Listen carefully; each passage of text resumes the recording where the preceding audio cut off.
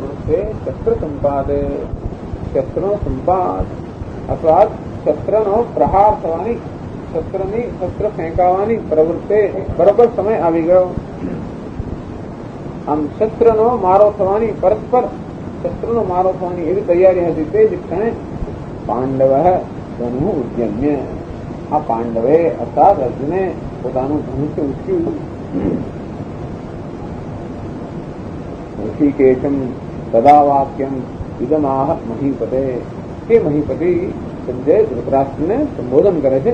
હે મહીપતિ, સદા તે વખતે ઋષિકેશને ઇદમ વાક્યમ આહ.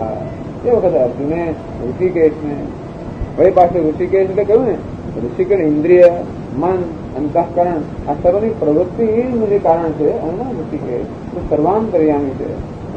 એટલે અહીંયા અર્જુન જાણે છે કે ભગવાન આ બધું જાણે છે. અને તેથી એવું પણ અહીંયા સૂચન કરવામાં આવ્યું છે કે અર્જુને જેમ તેમ નિર્ણય નથી લીધો યુદ્ધ કરવાનો.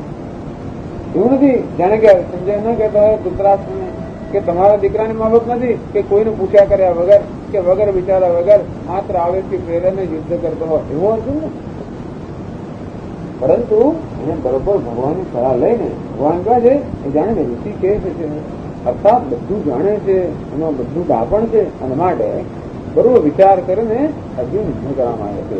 ગમે ને યુદ્ધ કરવાની માંગતો એ બતાવે છે કે પાંડવોના પક્ષમાં નીતિ છે, અનીતિ નથી. આપ તો ત્યાં જો મહીપતિ, અનીતિથી જેને રાજ્ય પડાવી લીધું એવા આપ છો. ધૃતરાષ્ટ્ર અર્થ પણ એવો થાય, ધૃતમ રાષ્ટ્રમ એ ન કહે ધૃતરાષ્ટ્ર. આમ ધૃતમ રાષ્ટ્રમ એટલે જે રાષ્ટ્રને ધારણ કરે છે, તો ધૃતમ જેને રાષ્ટ્રને હરી લીધું છે. અને તેવી જ રીતે હે મહીપતિ, આપ તો આ પૃથ્વીના પતિ છો, પણ કેવા છે અનીતિ છે. આ અર્જુન પાંડવો કેવા છે હંમેશા નીતિનું પાલન કરનારા છે. અને તેથી કોઈ પણ સંજોગોની અંદર એ વિચારીને કામ કરતા હોય છે, વિવેકપૂર્વક કામ કરતા હોય છે. એમ કરીને નીતિની પણ એમની પુષ્કળતા બતાવે છે. વિકેતમ સદા વાક્યમ ઇદમાહ મહીપતે. અને ત્યારે આ વાક્ય હે મહીપતિ અર્જુને અર્જુન હોવા છે. અર્જુને કહ્યું તેનયોઃ ઉભયોઃ મધ્યે રથમ સ્થાપય મે અચ્યુત.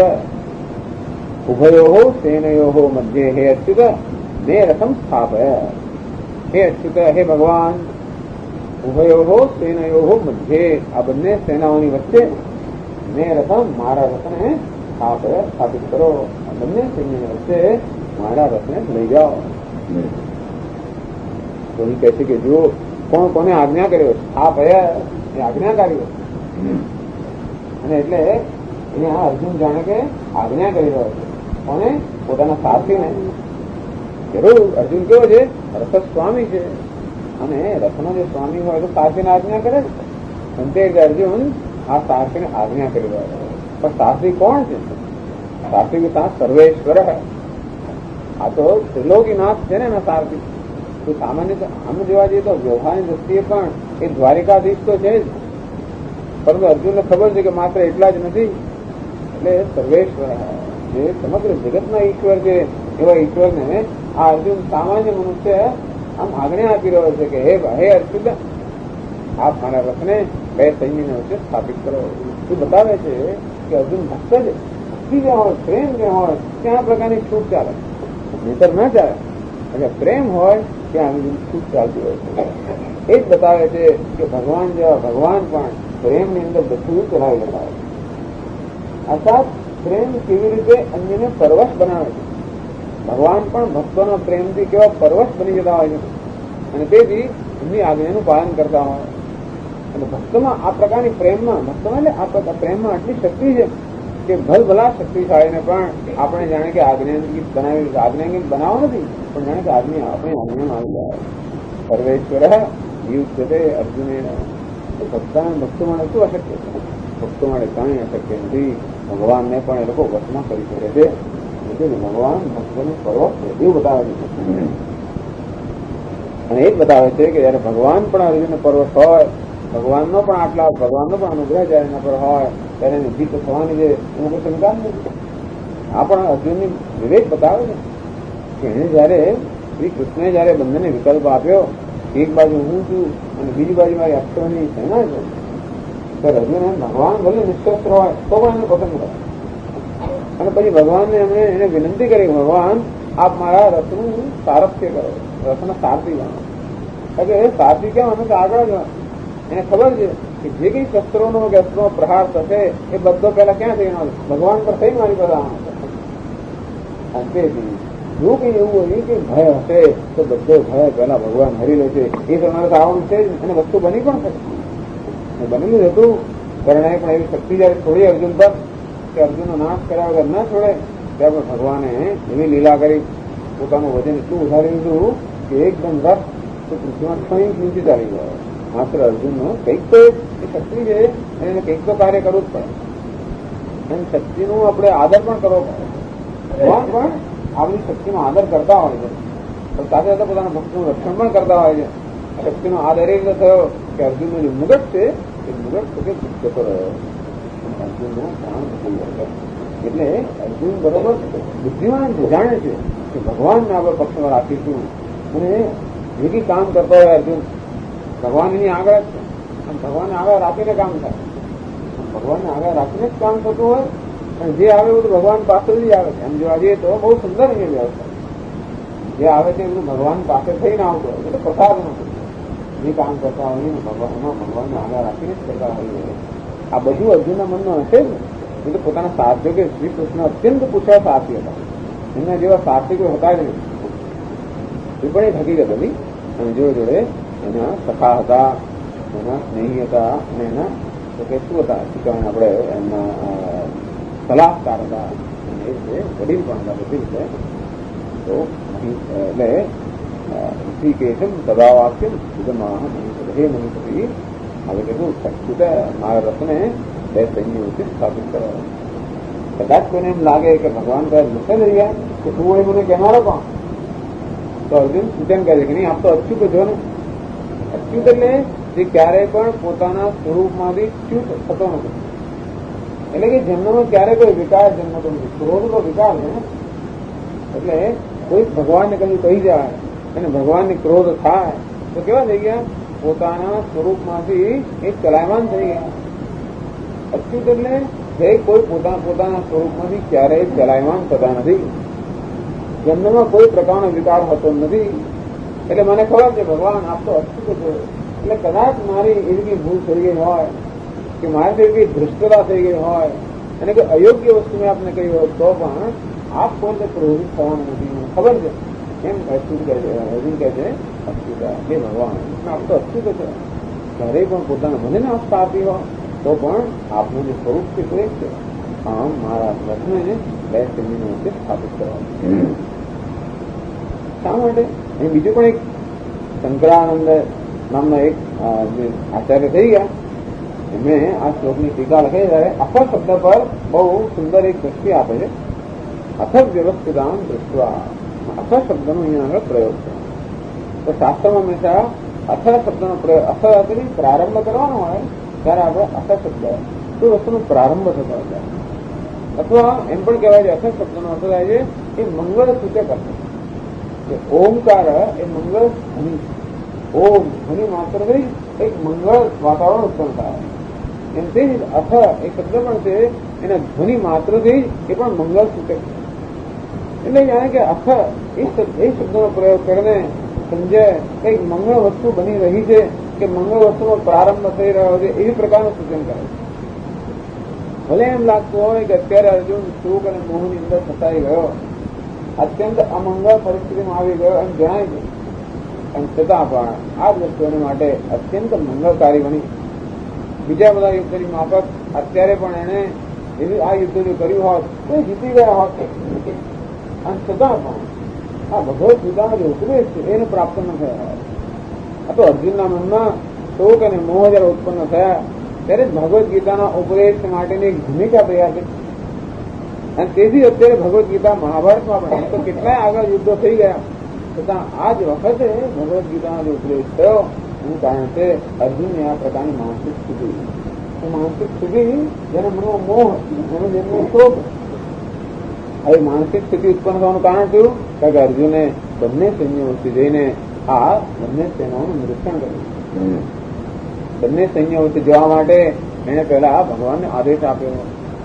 આદેશ આપતા પહેલા એને જોયું કે કૌરવ સૈન્ય તો હજી પોતાના સ્થાને સ્થિર હતા. અને આ જે પરિસ્થિતિ હતી એને લઈને અર્જુનના મનમાં ધીમે ધીમે ધીમે આ વિચારમાંનો ઉદ્ભવ થયો અને આ પરિસ્થિતિ પર કંઈક વિચાર કરવા પ્રેરાયો. જે બે સૈન્ય વચ્ચે ન ગયો હોત તો પછી આ પ્રકારની કૌરવો પ્રત્યેની દ્રષ્ટિ ન હોત. ભલે દ્રષ્ટિની ખોટી હતી, ભલે એમાં આસક્તિ હતી, ભલે એમાં અહંકાર મમકાર હતો, એને કારણે આસક્તિને કારણે એને અનેક પ્રકારનો શોક વગેરે ઉત્પન્ન થયો.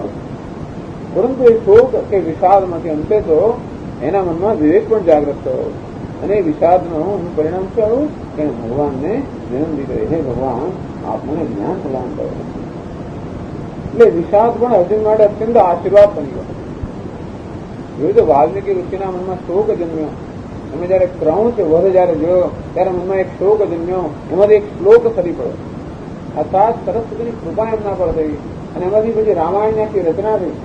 એટલે શોક પણ કેવી રીતે ઘણી વાર એ આશીર્વાદ રૂપ થઈ પડતો હોય તેવી રીતે અર્જુનના મનમાં પણ જે આ શોક આજે વિષાદ ઉત્પન્ન થયો એ પણ એને માટે અને અન્ય સર્વ માટે અત્યંત આશીર્વાદ રૂપ થઈ પડ્યો. એ હૃદયમાં વિષાદ ઉત્પન્ન થવાનો પ્રારંભ આ ક્ષણથી થયો.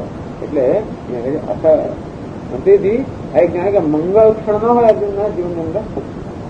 અને તો માત્ર વિષાદ થવાનું બી ખોટું નથી. મનમાં શોક જન્મે કે દુઃખ જન્મે એથી કંઈ બગડી નથી જવાનું. જો એ દુઃખ કે શોક આપણને ઈશ્વર પાસે લઈ જનાર નીવડે, ઈશ્વર સાથે જોડી આપનાર નીવડે તો એ વિષાદ યોગ બની જાય. તે અર્જુનનો વિષાદ બને યોગ બની ગયો. એનો પ્રારંભ આ ક્ષણથી થયો. એના માટે અહીંયા એક મંગળ સૂચક હતું. સેનયો ઉભયો મધ્યે રથમ સ્થાપે મેં રહે સ્થિત. આ બે સૈન્યોની વચ્ચે મારા રથને સ્થાપિત કરો. તો પૂછે કે શા માટે બે સૈન્યને વચ્ચે તારે જવું છે? અને કૃષ્ણ ભગવાન પૂછે તો અર્જુન એને મારું કારણ આપે છે કે શા માટે હું બે સૈન્ય વચ્ચે જવા માંગુ છું. યાવદેતાં નિરીક્ષેહં યોદ્ધુકામાનવસ્થિતાં તૈર્મયા સહ યોદ્ધવ્યમ અસ્મિન રણસમુદ્યમે યોત્સ્યમાનાનવેક્ષેહં ય એતેત્ર સમાગતા ભારતરાષ્ટ્રસ્ય દુર્બુદ્ધેઃ યુદ્ધે પ્રિયતિ કેશવઃ.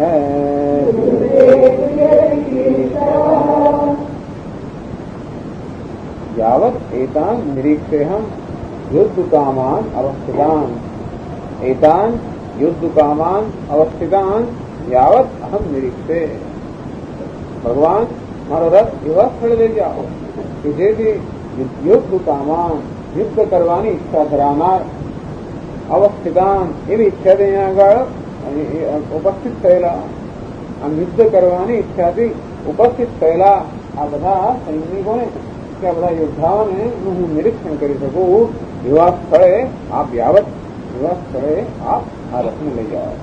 તો યાવત એટલે એટલા સમય સુધી આપ આ રથને ત્યાં આગળ સ્થાપિત કરો જેથી આ બધાનું હું નિરીક્ષણ કરી શકું. તમારે નિરીક્ષણ કરવાની જરૂર છે. યુદ્ધ કરવાની ઈચ્છાથી અહીંયા ઉપસ્થિત થયેલા આ યોદ્ધાઓનું નિરીક્ષણ કરવાની કેમ જરૂર છે? તૈર્મયા સહ યોદ્ધવ્યમ અસ્મિન રણ સમુદ્રમે. આ રણ સમુદ્રમાં અર્થાત આ રણ સંગ્રામની અંદર તૈર્મયા સહ યોદ્ધવ્યમ કોની સાથે મારે યુદ્ધ કરવાનું છે એ હું પહેલા નિશ્ચિત કરી લેવા માંગુ છું. હવે અહીંયા ક્યાંક ક્યાંક એવું તૈર્મયા કોની સાથે એટલે એવું એમ એટલે અર્જુન કયા સૈનિકોને જોયો છે? આ કૌરવ પક્ષ તરફ નજર નાખે છે કે પાંડવ પક્ષ તરફ? બંને સૈન્ય વચ્ચે આવી ગયો. કોનું નિરીક્ષણ કરવું છે? બંનેનું નિરીક્ષણ કરવું છે. તો આગળ પછીના શ્લોકમાં કહે છે યોત્સ્યમાનાન અવેક્ષેહં. યોત્સ્યમાનાન યુદ્ધની ઈચ્છાથી અહીંયા આગળ ઉપસ્થિત થયેલાને હું એમનું નિરીક્ષણ કરવા માંગુ છું. એકની એક જ વસ્તુ કહે આગળ શું કહે છે? યુદ્ધ કામાન અવસ્થિતાન નિરીક્ષે. આ યુદ્ધ કરવાની ઈચ્છાથી અહીંયા એકત્રિત થયા અને હું નિરીક્ષણ કરવા માંગુ છું. 23મા શ્લોક છે યોત્સ્યમાનાન અવેક્ષેહમ. યોત્સ્યમાન એટલે એ જ યુદ્ધ કરવાની ઈચ્છાથી અહીંયા ઉપસ્થિત થયેલા ને હું જોવા માંગુ છું. તો કોઈને એમ લાગ્યું કે અર્જુન એકને એક જ વસ્તુ ફરી ગઈ, યોગ્ય નથી. એટલે કોઈ એવો અર્થ અહીંયા ઘટાડે છે. એક શ્લોકમાં એમ કહેવા માંગે છે કે હું મારા સૈન્યના સૈનિક જોવા માંગુ છું, અને બીજા શ્લોકમાં કહેવા માંગે છે કે હું કૌરવના સૈન્ય જોવા માંગુ છું. એમ કરીને એમાં એને પુનરુક્તિ નથી એવું સમજવા માંગે. કૈર્મયા સહયોદ્ધવ્યમ, કોની સાથે મારી યુદ્ધ કરવાનું છે? જો પાંડવ પક્ષ સામે જોઈને કહેતો હોય તો કોની સામે યુદ્ધ કરવાનું છે ને? તો નહીં, કૈર્મયા સહ, કોણ મારી સાથે રહીને યુદ્ધ કરશે? કોણ મારી સાથે રહીને યુદ્ધ કરશે એવું જયારે જોવા માંગે. આ તો ખાલી પંડિતોની વસ્તુઓ છે. બહુ યોત્સ્યમાનાન અવેક્ષેહમ, યુદ્ધ કરવાની ઈચ્છાથી જે અહીંયા એકત્રિત થયા છે, અવેક્ષેહમ એ લોકોનું નિરીક્ષણ કરવું જોઈએ. એતે સમાગતા, જે અહીંયા સમાગતા સમ્યક આગતા અહીંયા આવ્યા છે યુદ્ધ કરવાની ઈચ્છાથી નિરીક્ષણ કરવું માટે. તારે નિરીક્ષણ કરવાની શું જરૂર છે? એ તો ભાઈ ભાઈ તું કહે છે ને રણ સમુદ્ર, ભાઈ ભાઈઓ વચ્ચે જે રણ સંગ્રામ ચાલે છે એમ જાતે જયારે એકબીજાને જોશે ત્યારે સુલે નહીં કરે તો કે નહીં. ધાતરાસ્તસ્ય દુર્બુદ્ધે યુદ્ધે પ્રિય ચિકિત્સક. એક તો આ બધા લોકો ભાઈ ભાઈ હોવા છતાં પણ યુદ્ધ કરવાની ઈચ્છાથી એકત્રિત થયા છે. અને જોડે જોડે મને એ જોવા માંગુ છું કોણ ધાતરાષ્ટ્ર છે? દુર્યોધન, ધૃતરાષ્ટ્રનો પુત્ર એ દુર્બુદ્ધ છે. દુર્બુદ્ધ પોતાનું હિત જાણતો નથી. પોતાનું હિત શેના છે એનો જેને વિવેક નથી એવો દુર્બુદ્ધિ કે દુષ્ટ બુદ્ધિ જે દુર્યોધન છે, એ દુર્યોધનને યુદ્ધે પ્રિય ચિકિત્સક, એ દુર્યોધનનું પ્રિય કરવા માટે, એને ખુશ કરવા માટે અહીંયા એકત્રિત થયેલા જે લોકો છે એને હું જોવા માંગુ છું. એ વિચાર કરે છે કે આટલું જાણી છે, પ્રસિદ્ધ છે કે દુર્યોધને અન્યાયથી આ રાજ્ય પડાવી લીધું છે અને અમારો ન્યાયનો હક હોવા છતાં પણ આપવા માટે તૈયાર નથી. આ પ્રસિદ્ધ હોવા છતાંય પણ એવા કોણ લોકો અહીંયા ભેગા થયેલા છે જે એને ખુશ કરવા માંગે? એવા કયા ખુશામતિયા લોકો છે ત્યાં દુર્બુદ્ધિ દુર્યોધનને ખુશ કરવા માંગે? એમને હું જરા જોવા માંગુ છું. અને જેથી કેમ એમની સાથે યુદ્ધ કરવું? કૈર્મયા સહયોદ્ધવ્યમ, કોની સામે મારે યુદ્ધ કરવાનું છે એવું નિશ્ચિત કરવા માંગુ છું. આ અર્જુનની યુદ્ધમાં પ્રવૃત્તિ બધા આ બે શ્લોકો છે એ બતાવે છે કે અર્જુન પોતે યુદ્ધ કરવા માટે પ્રવૃત્ત છે. કારણ કે અને એને માટે એનામાં યુદ્ધનું આ પ્રકારનું એક આવે કે જોમ ઉત્પન્ન થયું. એનું કારણ શું હતું? આ બંને સૈન્ય તરફથી જે શંખનાદ અને વાજિંદ્રનો નાદ થયો એને કારણે અર્જુનના હૃદયમાં જે જોમ ઉત્પન્ન થયું એ કારણે એ પોતાનો રથ બે સૈન્ય વચ્ચે લઈ જવા માંગે છે અને પોતે યુદ્ધ કરવા માંગે છે. આ શ્લોકોથી બતાવવામાં આવ્યું કે યુદ્ધ કરવાની ઈચ્છા અર્જુનની પોતાની છે. કોઈ એને કહ્યું નથી. ભગવાન નથી કે તું યુદ્ધ કર. બધા એમ ક્યાં કરે છે કે એક જ ભગવદ્ ગીતામાં સતત ભગવાન ક્યાં કરે યુદ્ધસ્વ ભારત તસ્માદ યુદ્ધસ્વ ભારત, આમ સતત અર્જુનની યુદ્ધની પ્રેરણા કરવામાં આવે તો તેની કોઈ એને પ્રેરણા નથી કરી. યુદ્ધની પ્રેરણા કરી પોતાની જ છે. પછી જતો રહેવામાં એટલે ભગવાન કહે હવે ના જઈ, તું નક્કી કર્યું યુદ્ધ કરવાનું અને એને તો તારી ફરજ તરીકે સ્વીકારી નથી અને આ ધર્મ યુદ્ધ છે અને મારે તારું કર્તવ્ય બજાવ. પહેલેથી ના આવે તો કઈ વાંધો નથી, પરંતુ તારી પોતાની ઈચ્છાથી યુદ્ધ કરવા તૈયાર થયો છે. આ શ્લોકમાં બતાવવાનું એક જ હેતુ છે કે અર્જુન પોતાની ઈચ્છાથી જ આ યુદ્ધ કરવા તૈયાર હતો અને પોતાની ઈચ્છાથી જ એ યુદ્ધમાંથી નિવૃત્ત થવા માંગતો હતો. એ બતાવે છે કે એના મનમાં કંઈક પરિવર્તન કર્યું. એ કેવી સ્થિતિ અત્યારે બતાવી છે કે યુદ્ધ કરવાની ઈચ્છાથી, વિજય પ્રાપ્ત કરવાની ઈચ્છાથી, કદાચ બદલો લેવાની ઈચ્છાથી પણ ભારત રાષ્ટ્ર છે દુર્બુદ્ધ એ આટલા વર્ષો એમને જયારે જંગલની અંદર આટલી મુશ્કેલીમાં ગાળ્યા ત્યારે સતત એવું થયા જ કરતું હોય છે કે આ કૌરવો લઈને છે, આ દુર્યોધન લીધે આમ સતત થયા કરતો. અને એટલે રાહ જોતા જ ક્યારે એવો દિવસ આવે જયારે આપણે આ વસ્તુનો બદલો લઈએ. જાણે કે થોડીક હજી પણ ઈચ્છા હોય અને જંગલની અંદર બિચારવાનું ભૂખ્યા તરસ્યા ક્યાંય ક્યાંય રખડવું પડે. રાજકુમારો બધા હતા એટલે રાજ્ય પ્રાપ્ત કરવાની, વિજય પ્રાપ્ત કરવાની, બધા સુખ ભોગવવાની, આ શત્રુઓનો બદલો લેવાની આ બધી ઈચ્છાઓ અંદર સુસુપ્ત હશે. એ બધી ઈચ્છાઓથી પ્રેરાઈને અર્જુન યુદ્ધ કરવા તૈયાર છે. આમ અર્જુન પોતે યુદ્ધમાં પ્રવૃત્ત થયા. આ પ્રકારની પરિસ્થિતિ સર્જાય ત્યારે સંજય ધૃતરાષ્ટ્રને આગળ વર્ણન કરે છે.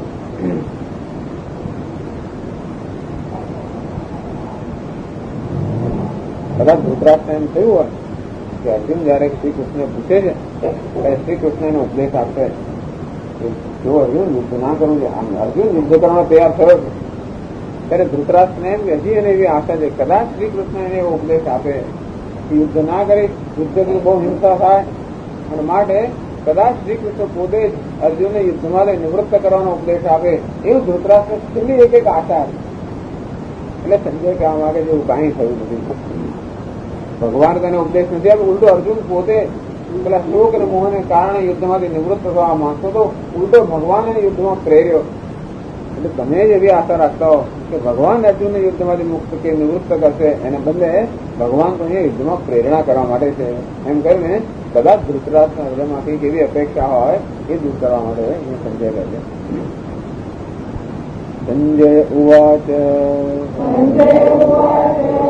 એવ મુક્તો ઋષિકેશઃ ગુડાકેશેન ભારત સેનયોરુભયોર્मध्ये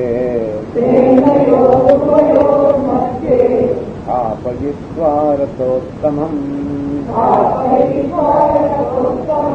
भीष्मद्रोणप्रमुखतः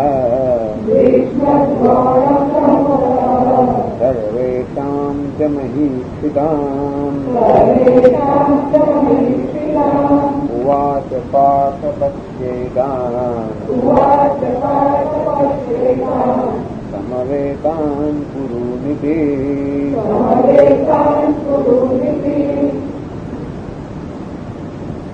एव मुक्तः ऋषिकेशः અથવા શ્રી કૃષ્ણ એવ મુક્ત જેને આ પ્રમાણે કહેવામાં આવ્યું હતું.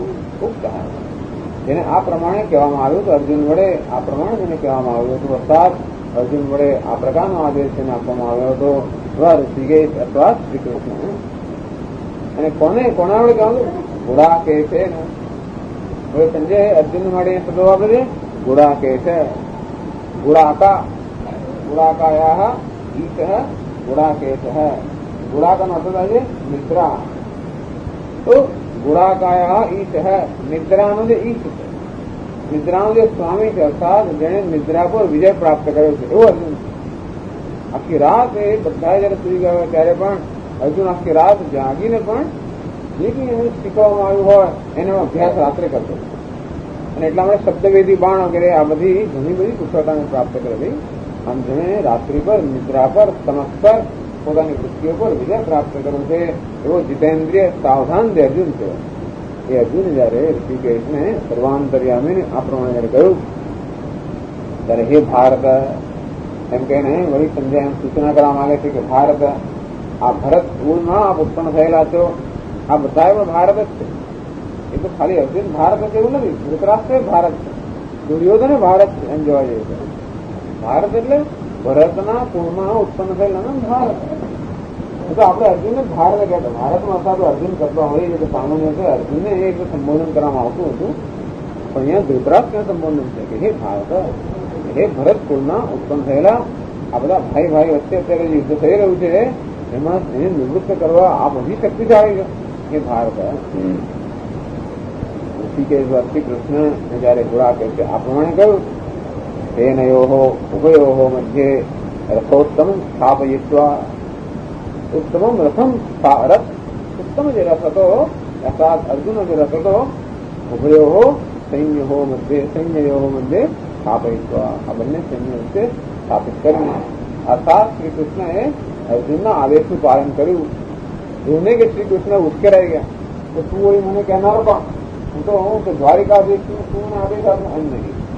બતાવે છે કે શ્રી કૃષ્ણએ અર્જુનના આદેશનું પાલન કર્યું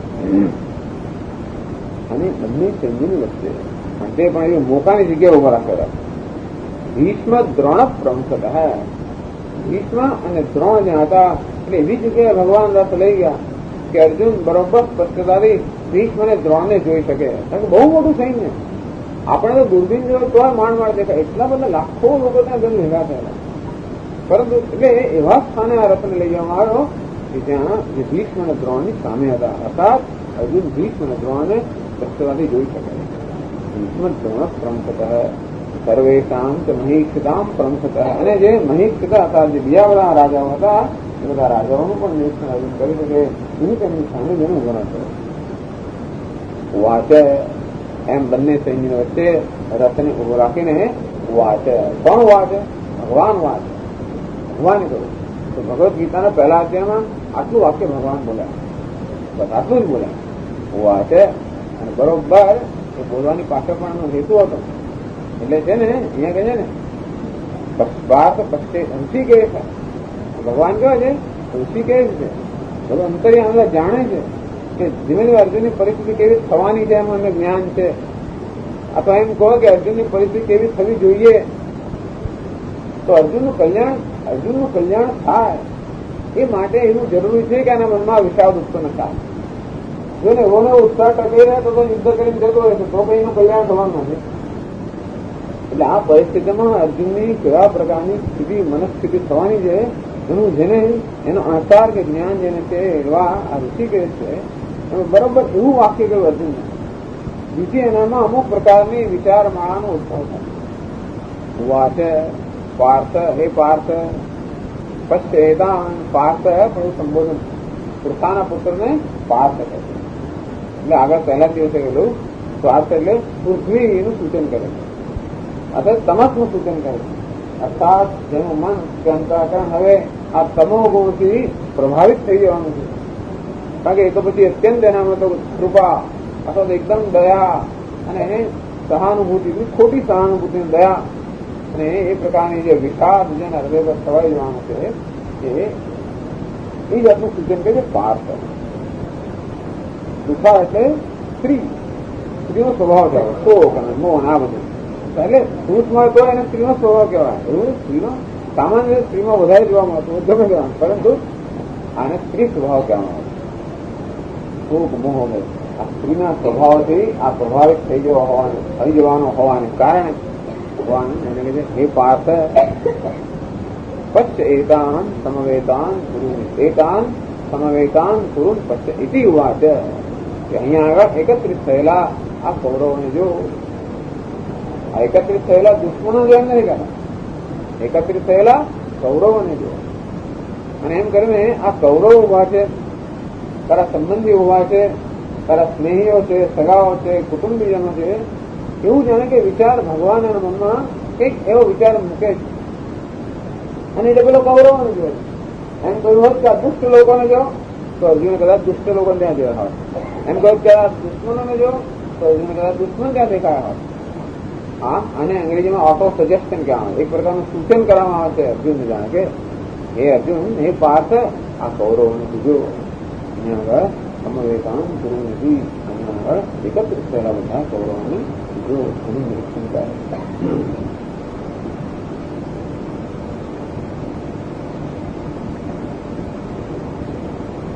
ઓમ પૂર્ણમદ પૂર્ણમિદં પૂર્ણાત પૂર્ણમુદચ્યતે પૂર્ણસ્ય પૂર્ણમાદાય પૂર્ણમેવાવશિષ્યતે.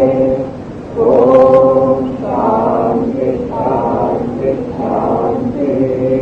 શંકરં શંકરાચાર્યં કેશવં બાદરાયણં સૂત્રભાષ્યકૃતૌ વંદે ભગવन्तौ પુનઃ ઈશ્વરો ગુરુરાત્મેતિ મૂર્તિભેદ વિભાગિને વ્યોમવદ્વ્યાપ્તદેહાય દક્ષિણામૂર્તયે નમઃ. ઓમ શાંતિ શાંતિ શાંતિ. હરિ ઓમ શ્રી ગુરુભ્યો નમઃ. હરિ ઓમ. ઓમ નારાયણઃ પરો વ્યક્તાત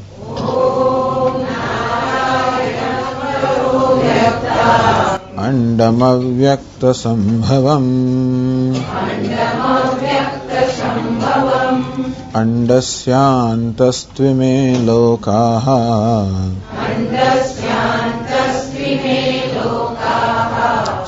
सप्तद्वीपा च मेदिनी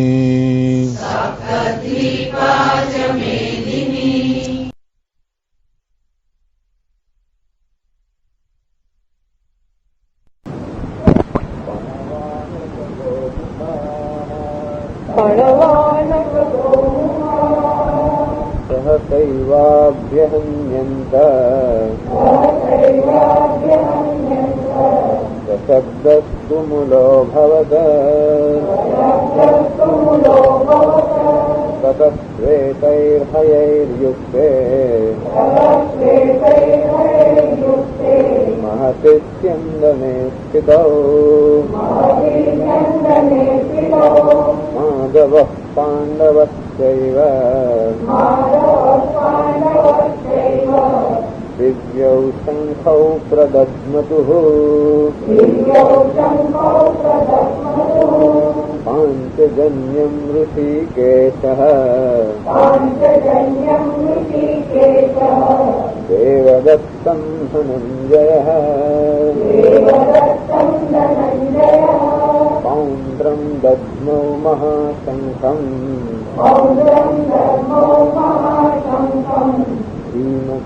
भीमकर्मावृतोदरः अनन्तविजयं राजा कुन्तीपुत्रो युधिष्ठिरः नकुलः सह देवश्च सुघोषमणिपुस्तकौ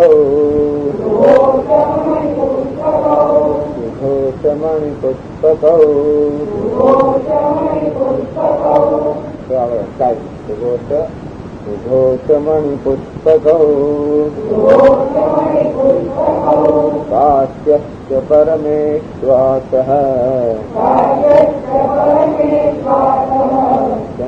अटकवाणु काश्यश्च परमेश्वासः शिखण्डी च महारथः धृष्टद्युम्नो विराटश्च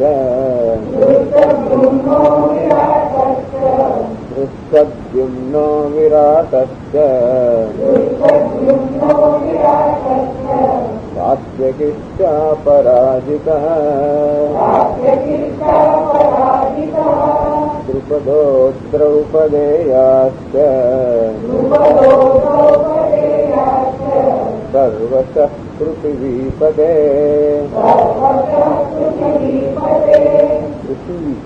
सर्वशः पृथिवीपते सौभद्रश्च महाबाहुः शङ्खान् दद्मुः पृथक् पृथक् सघोषो धार्तराष्ट्राणाम् हृदयानि व्यदारयत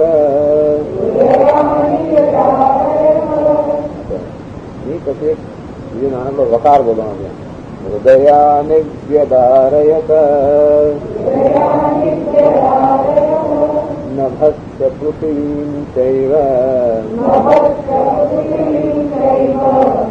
અટકવાનું પૃથ્વી નભસ્ય પૃથ્વીં ચૈવ तुमुलोऽव्यनुनादयन् अथ व्यवस्थितान् दृष्ट्वा धार्तराष्ट्रान् कपिध्वजः प्रवृत्ते शस्त्रसम्पाते अनुरुद्यम्य पाण्डवः अनुरुद्यम्य पाण्डवः ऋषिकेशं तदा वाक्यम् इदमाह महीपते अर्जुन उवाच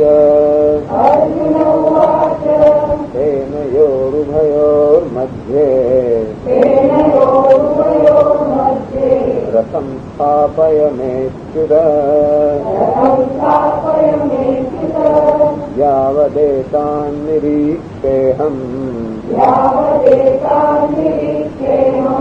योद्धुकामानवस्थितान् कैर्मया सह योद्धव्यम् अस्मिन् रणसमुद्यमे योत्स्यमानानवेक्षेऽहम् य एतेऽत्र समागताः भारतराष्ट्रस्य दुर्बुद्धेः युद्धे प्रियचिकीर्षवः संजय उवाच एवमुक्तो ऋषिकेशः गुडाकेशेन भारत सेनयोरुभयोर्मध्ये स्थापयित्वा रथोत्तमम् भीष्मद्रोणप्रमुखतः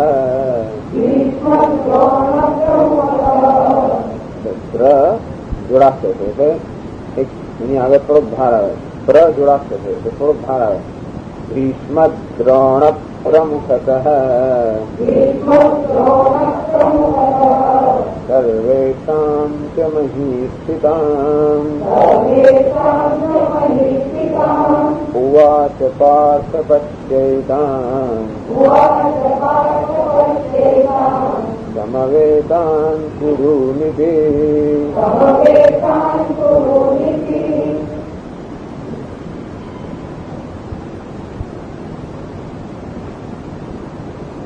અત્યારથી બતાવ્યું કે કેવી રીતે અર્જુન પોતાની ઈચ્છાથી આ યુદ્ધ ધર્મમાં પ્રવૃત્ત થયો.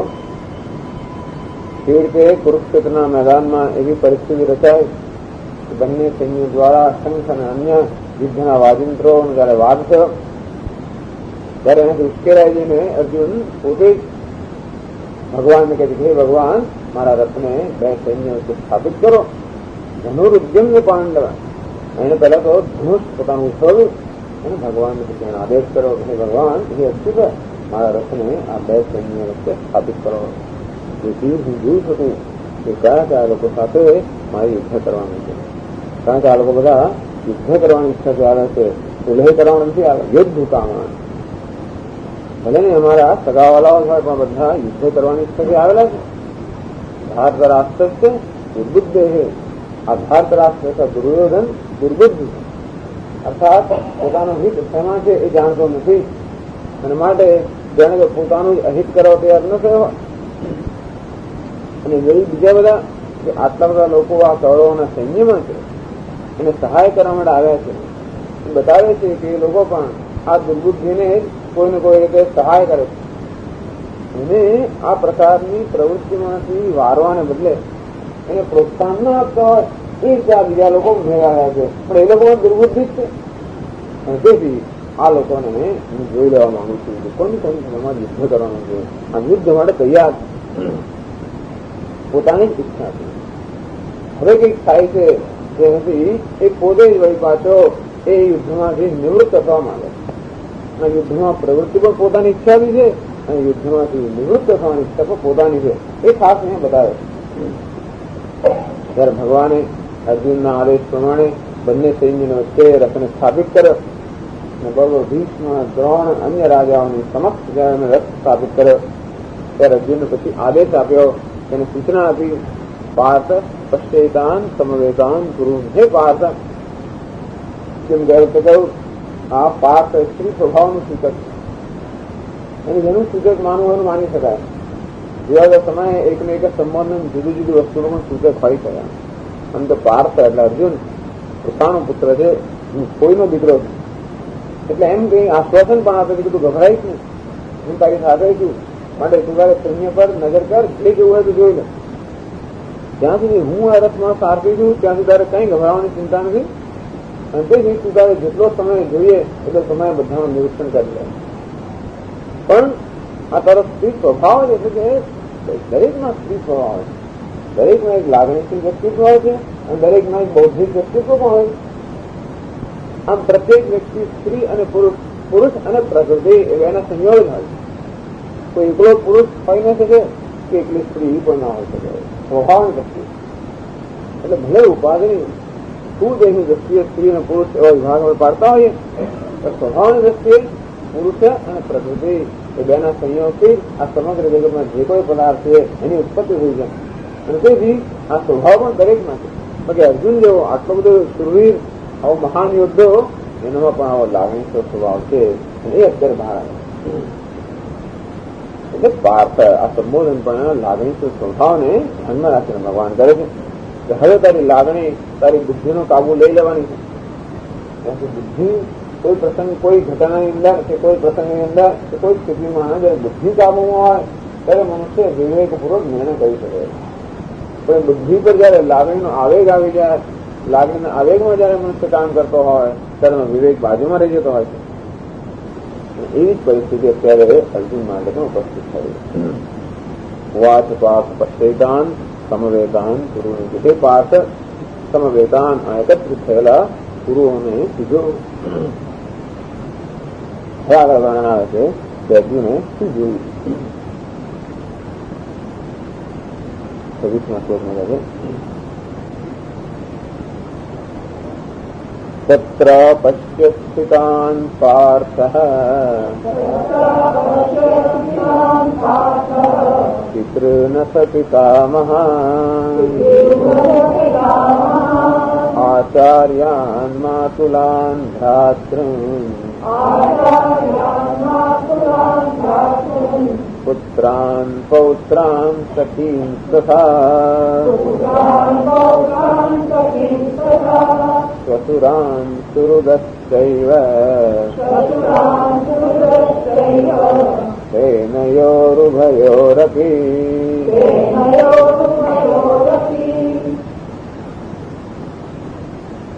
સેનયોઃ ઉભયોઃ અપી.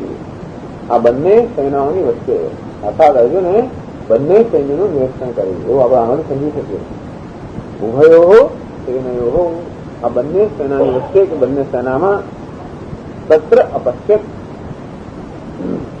આ જયારે તત્ર એટલે કે તે સમયે તે સંજોગોમાં જે સંજોગોમાં આ બંને સૈન્યો એકબીજાની સામે આવી રીતે યુદ્ધ માટે તૈયાર છે અને અર્જુન બંને સૈન્યની વચ્ચે ઉભો છે અને ભગવાન એના આજ્ઞા આપે કે હે અર્જુન હવે આ કુરુઓનું નિરીક્ષણ કર. ત્યારે એ કુરુઓ એવો શબ્દ જયારે વાપર્યો ત્યારે ભગવાનમાં કદાચ એની લાગણી કોઈક રીતે ઉશ્કેરતા હોય કે લાગણીને કંઈ બહાર ન લાવતા હોય એવો પણ એક પ્રયત્ન હોય, અથવા તો ભગવાનને ખબર હોય કે તું જેને જોવાનો છે એ કુરુઓને જ જોવાનો છે, તું શત્રુઓને જોવાનું નથી, એ પણ કદાચ એવો સંકેત હોય. તત્ર પશ્યત સ્થિતાન ત્યાં આગળ સ્થિત થયેલા અવસ્થિત થયેલા એટલે કે ઉઠેલા પાર્થ પિતૃ નસ પિતામહ પાર્થ એટલે કે અર્જુને પછી આ બધાને જોયા પિતૃ એટલે કાકાઓ વગેરે પિતૃ જ્ઞાન ભૂરિશ્રવા વગેરે ભૂરિશ્રવા વગેરે હતા એવા પિતૃ કાકાઓ. અસત પિતામહાન ભીષ્મ સોમદત્ત વગેરે હતા આ બધા એના પિતામહ સમાન હતા, પિતામહ હતા. આચાર્ય દ્રોણાચાર્ય કૃપાચાર્ય વગેરે આચાર્યો.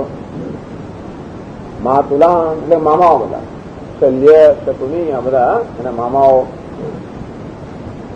ભ્રાતૃન એટલે કે ભાઈઓ, દુર્યોધન વગેરે આ બધા એના ભાઈઓ હતા. પુત્રાન દુર્યોધનના પણ પુત્રો લક્ષ્મણ વગેરે આ પુત્રોને જોયા.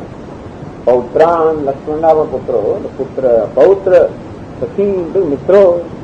અશ્વત્થામા જયદ્રથ આ બધા અર્જુનના મિત્રો હતા. આ બધાને જોયા. કૌરવના એમ પોતાના સૈન્યમાં પણ જોયા છે. પહેલી નજર ની આ કૌરવોના સૈન્ય પર ગઈ અને ત્યાં બધાને જોયા. સુરાન એટલે કે સસરાઓ વગેરે. પછી સુહૃદ સુહૃદ એટલે આપણા મિત્રો હોય, શુભેચ્છકો, શુભ ચિંતકો એટલે કે આપણે કઈ ઉપકાર ના કર્યો છતાં પણ આપણા ઉપકાર કરે એનું નામ સુહૃદ. અને ત્યાં આગળ જોયા સેનયો ઉભયો બી બંને સૈન્યમાં એને આ રીતે ઉભેલા લોકોને જોયા. જોઈને એને કંઈક થયું. એ વખતે મહાન અધર્મ હિંસા. હવે અર્જુનના મનમાં આ પ્રકારની એક લાગણી ઉઠાવી કે એવું કહ્યું છે ન હિંસ્યા સર્વભૂતાની. એવું શાસ્ત્રમાં આદેશ છે કે કોઈ પણ પ્રાણીનો વધ ન કરવો જોઈએ. એ સૂચના અત્યારે એના મનની અંદર ઉભી છે કે અત્યારે હું શું કરવા જઈ રહ્યો છું, શું કરવાની અણી પર છું, તો કે આ બધાની હિંસા કરવા માટે તૈયાર થઈ ગયો છું. અને તરત એના વાક્ય યાદ આવ્યું ન હિંસા સર્વભૂતાની. કોઈ પ્રાણી હિંસા ન કરવી જોઈએ. હિંસા કેવો છે? પરમ અધર્મ છે. મહાન અધર્મ અહિંસા. જેમ અહિંસા પરમો ધર્મ તેમ હિંસા પરમ મહાન અધર્મ. તો અહિંસા જેટલો પરમ ધર્મ છે, હિંસા એટલો જ મહાન અધર્મ છે. એ વસ્તુ યાદ આવી કે હિંસા તો મહાન અધર્મ છે. આને કહે છે અહીં વિપરીત બુદ્ધિ એનો જાગૃતિ. વિપરીત બુદ્ધિ. કારણ કે આ યુદ્ધની અંદર જે થવાનું છે અને હિંસા કેવી કે નહીં એક પ્રશ્ન છે. એટલે આ જ અર્જુનનો એક મુખ્ય પ્રશ્ન છે કે અત્યારે મારી સમક્ષ જે લોકો ઉભા છે એ કોણ છે? સ્વજનો છે, મિત્રો છે, પુત્રો છે, પૌત્ર છે, આચાર્ય છે. એ દ્રષ્ટિથી આપણે આ કૌરવ સેનાને જોઈએ અને તો પછી એમને એની હિંસા કરવી અને હિંસા કરવા, એમનો વધ કરવો અને હિંસા કરવાની. જો શત્રુઓનો વધ કરતા હોય અથવા તો અધર્મીનો વધ કરતા હોય તો હિંસા ન કરાય. ક્ષત્રિયનો ધર્મ છે કે ધર્મનું રક્ષણ કરવું અને જે લોકો ધર્મના વિરોધી હોય એવા અધર્મીઓની જરૂર પડે હિંસા કરવી એ ક્ષત્રિયનો ધર્મ છે. અને આ રીતે અર્જુને જો બધાને અધર્મીઓ તરીકે જોયા હોત, કારણ કે બધાએ અધર્મનો પક્ષ લીધેલો છે, માટે એ લોકો ધર્મના પોતાના શત્રુઓ નથી. કોના શત્રુઓ છે? ધર્મના શત્રુઓ. અને પોતે કોના પક્ષમાં છે? ધર્મના પક્ષમાં. એટલે ધર્મનું રક્ષણ કરવું એ ક્ષત્રિયનું કર્તવ્ય છે. એટલે અર્જુન અત્યારે પોતાના કર્તવ્યને કઈ દ્રષ્ટિથી જુએ છે એના પર ઘણો આધાર છે. અર્થાત જે પરિસ્થિતિમાં અત્યારે અર્જુન છે એ પરિસ્થિતિનું કેવી રીતે મૂલ્યાંકન થાય છે એ અગત્યનું. જો આ પરિસ્થિતિનું મૂલ્યાંકન એ રીતે કરવામાં આવે કે હું મારા સગાવાળાઓને અને ભાઈ ભાંડોળને મારી રહ્યો છું તો એક પ્રકારનું મૂલ્યાંકન છે, એક દ્રષ્ટિબિંદુ છે. તો અર્જુન જો પોતાને અર્જુન માનતો હોય તો આ બધા કોણ છે? આ બધા એના સગાવાળાઓ છે, મિત્રો છે, એના તો પિતા છે, માતાઓ છે, અરે આપણા પિતામહ છે વગેરે. આ સગા સંબંધો. અર્જુન જો પોતાની જાતને અર્જુન માનતો હોય તો, અને એ તકલીફ છે. અર્જુન જો પોતાની જાતને ધર્મનો રક્ષક માનતો હોય તો પછી એનું વ્યક્તિગત ત્યાં આગળ એનું વ્યક્તિગત જે અભિમાન છે ત્યાં ના હોય. આપણે જયારે દેશના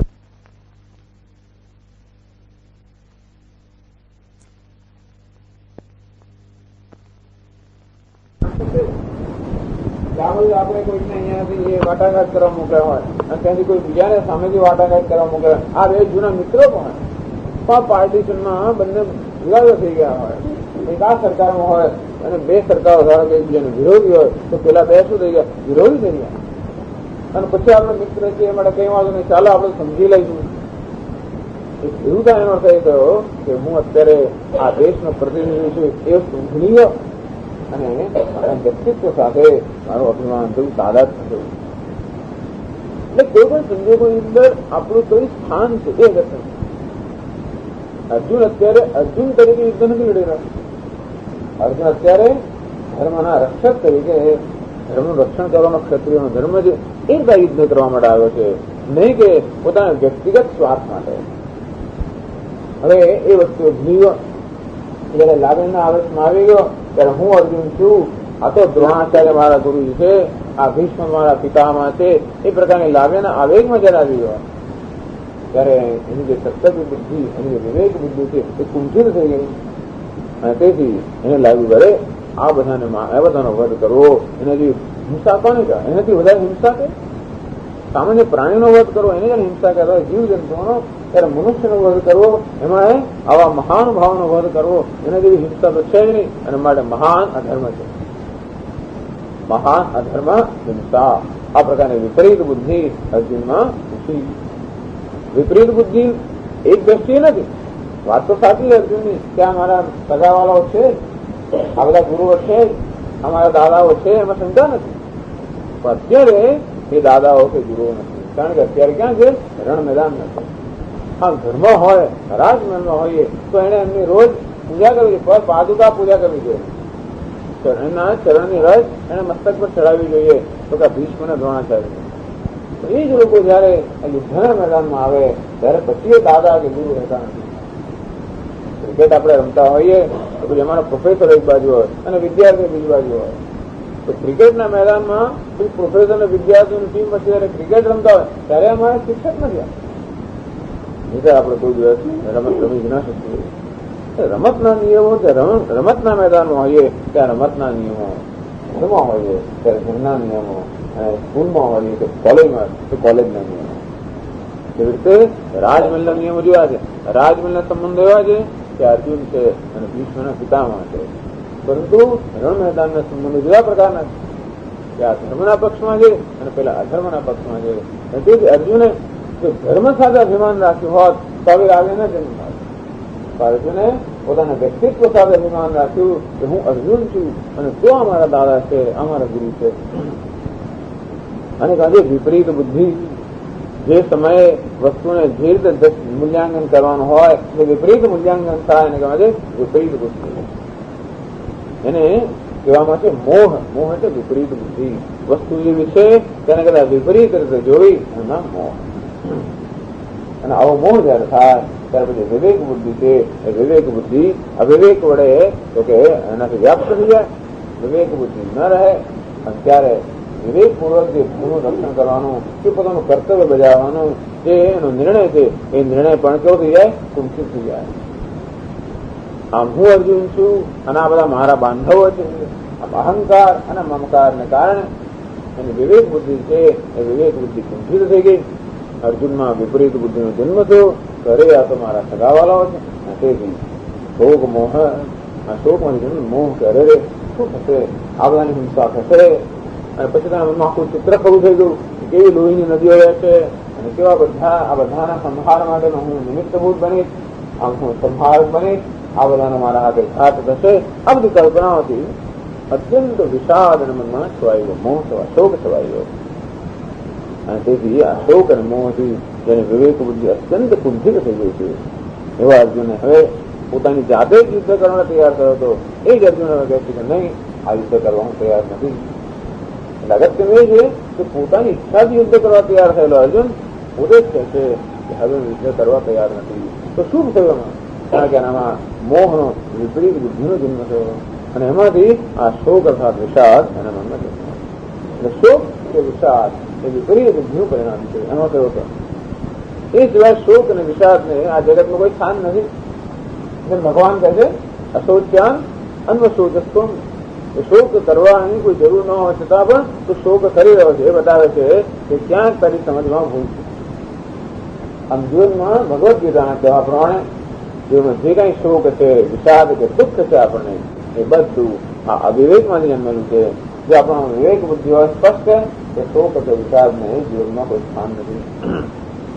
બસ એ બધું બતાવવા માટે અને એકવાર શોક અને શોકથી આપણે અભિભૂત થઈ જઈએ. શોક જયારે આપણો કબજો લઈ લે, મોહ જયારે આપણો કબજો લઈ લે તો જે પ્રકારનું આપણું વર્તન થાય એ વર્તન અનેક પ્રકારના અનર્થો વધારે રિએક્શન. એટલે આપણું એક્શન ક્રિયા નથી રહેતી, પ્રતિક્રિયા થઈ જાય. જેમ ક્રોધના આવેગમાં આવી જઈએ અને આપણે જે કરતા હોઈએ એનું આપણે ભાન નથી હોતું. તે જ રીતે શોક કે વિષાદ જે આપણું મન જયારે છવાયું હોય ત્યારે પણ જે કરતા હોઈએ એમાં આપણો કોઈ કાબુ હોતો નથી. અને તેથી જયારે વિવેક બુદ્ધિથી પ્રેરાને કર્મ થતું હોય ત્યારે તેને ક્રિયા કહેવાય. પણ આવો કોઈ આવેગોથી પ્રેરાને કર્મ થતું હોય તેને કહે પ્રતિક્રિયા. કારણ કે મનુષ્ય ત્યારે આવેગોના કબજામાં હોય છે, વિવેક બુદ્ધિના કબજામાં હોતું નથી. આ શોક પણ એક આવેગ છે, વિષાદ પણ આવેગ છે, ક્રોધ પણ આવેગ છે. એકને એક જ વસ્તુના જુદા જુદા નામ છે. તો સ્વામીજી અમારે કહે છે કે પહેલા ક્રોધ જન્મમાં, ક્રોધનું કારણ છે આ વિષાદ કે શોક જ. ક્રોધનો એવો મોટો આવેગ આવે અને ક્રોધ એકદમ પેલો બધું ઉભરો જયારે શમી જાય પછી એ માણસે તમે જોજો એ માણસ એકદમ શાંત નથી થઈ જતો. શાંત એટલા વધી જાય છે કે એના મનમાં એકદમ શોક છવાઈ જાય. વિષાદ થવાય જાય. તો ક્રોધનો ઉભરો સમયો એટલે શોક. એને પૂછે કે શું થયું, કેમ થયું, વળી પાછો ક્રોધ આવે. એને કહ્યું તને કેમ શોક, વળી પાછો ક્રોધ, વળી પાછો ઉભરો ગયો, વળી પાછો શોક. આમ ક્રોધ પછી શોક અને ક્રોધ પહેલાય શોક. એ જ બતાવે છે કે આ ક્રોધ વગેરે છે એ શોકમાંથી જ જન્મ્યા છે. ઘંટીજી શોકનું અર્થ બધું આવી ગયું.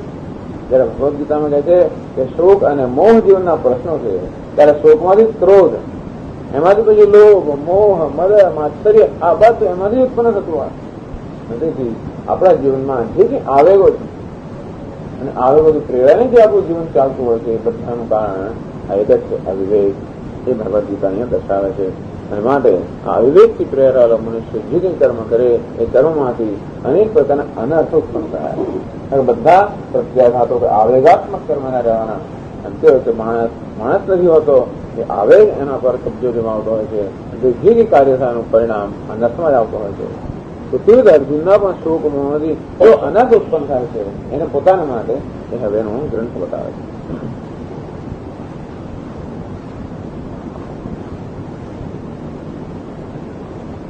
આગળ કહે છે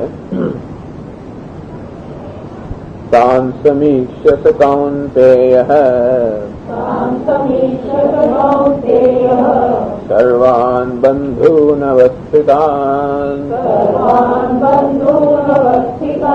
કૃપયા પરયાવિષ્ટઃ વિષીદન્નિદમબ્રવીદ.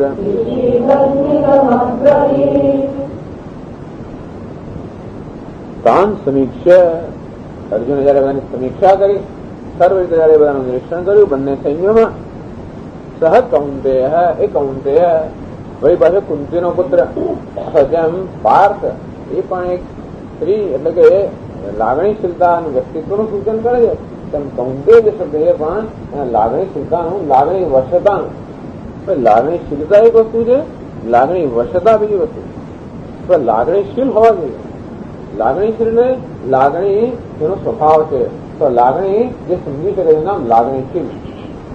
પછી લાગણીના વશમાં આવી જાય એને કહેવાય છે લાગણી વશ. તો પાર્થ, કૌંતેય આ બધા જે નામો છે અત્યારે એની લાગણી વશતાનું સૂચન કરે છે. એવું લાગણીનો વશ થઈ ગયો.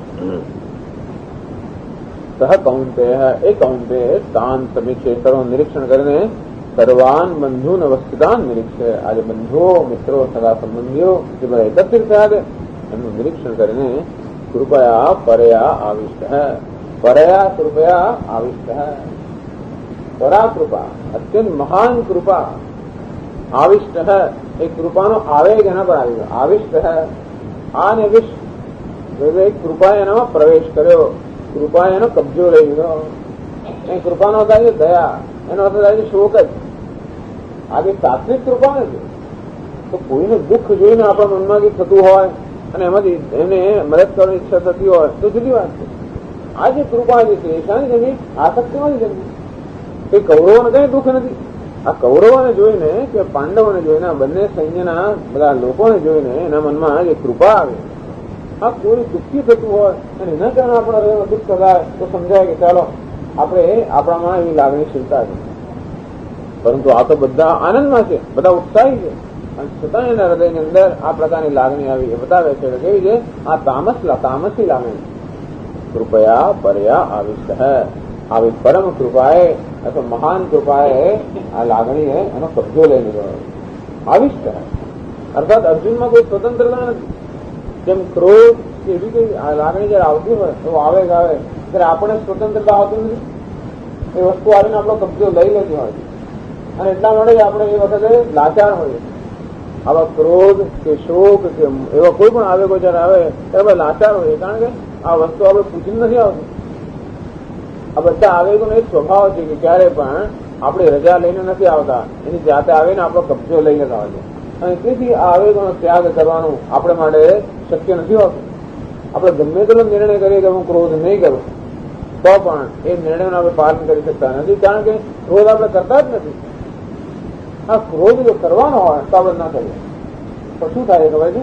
ક્રોધમાં ક્રોધ થઈ જાય છે. જો ક્રોધ કરતા હોઈએ, આપણે કરતા હોય તો આપણું કર્તૃત્વ હોય, તો આપણે કરવું કે ન કરવું સ્વતંત્રતા હોય.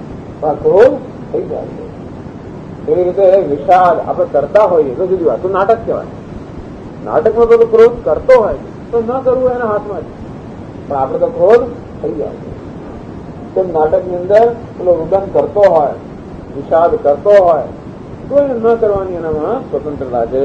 પણ આપણામાં તો વિષાદ કે શોક ક્રોધ આવીને આપણો કબજો લઈ લેતા હોય એના માટે એ કરવો કે ન કરવો એની સ્વતંત્રતા આપણને હોતી નથી. એ વસ્તુ બતાવે આવિષ્ટ હે. આવિષ્ટ એટલે કે એ કૃપા એનામાં પ્રવેશ કર્યો, એનો કબજો લઈ લીધો. આ અર્જુન અત્યારે લાગણીના આવેગમાં આવી ગયો. અને પછી વિષિદન કે વિષાદમ કુર્વન, અત્યંત વિષાદથી એનું હૃદય છવાઈ ગયો અને એવા વિષાદગ્રસ્ત હૃદયથી અબ્રવી.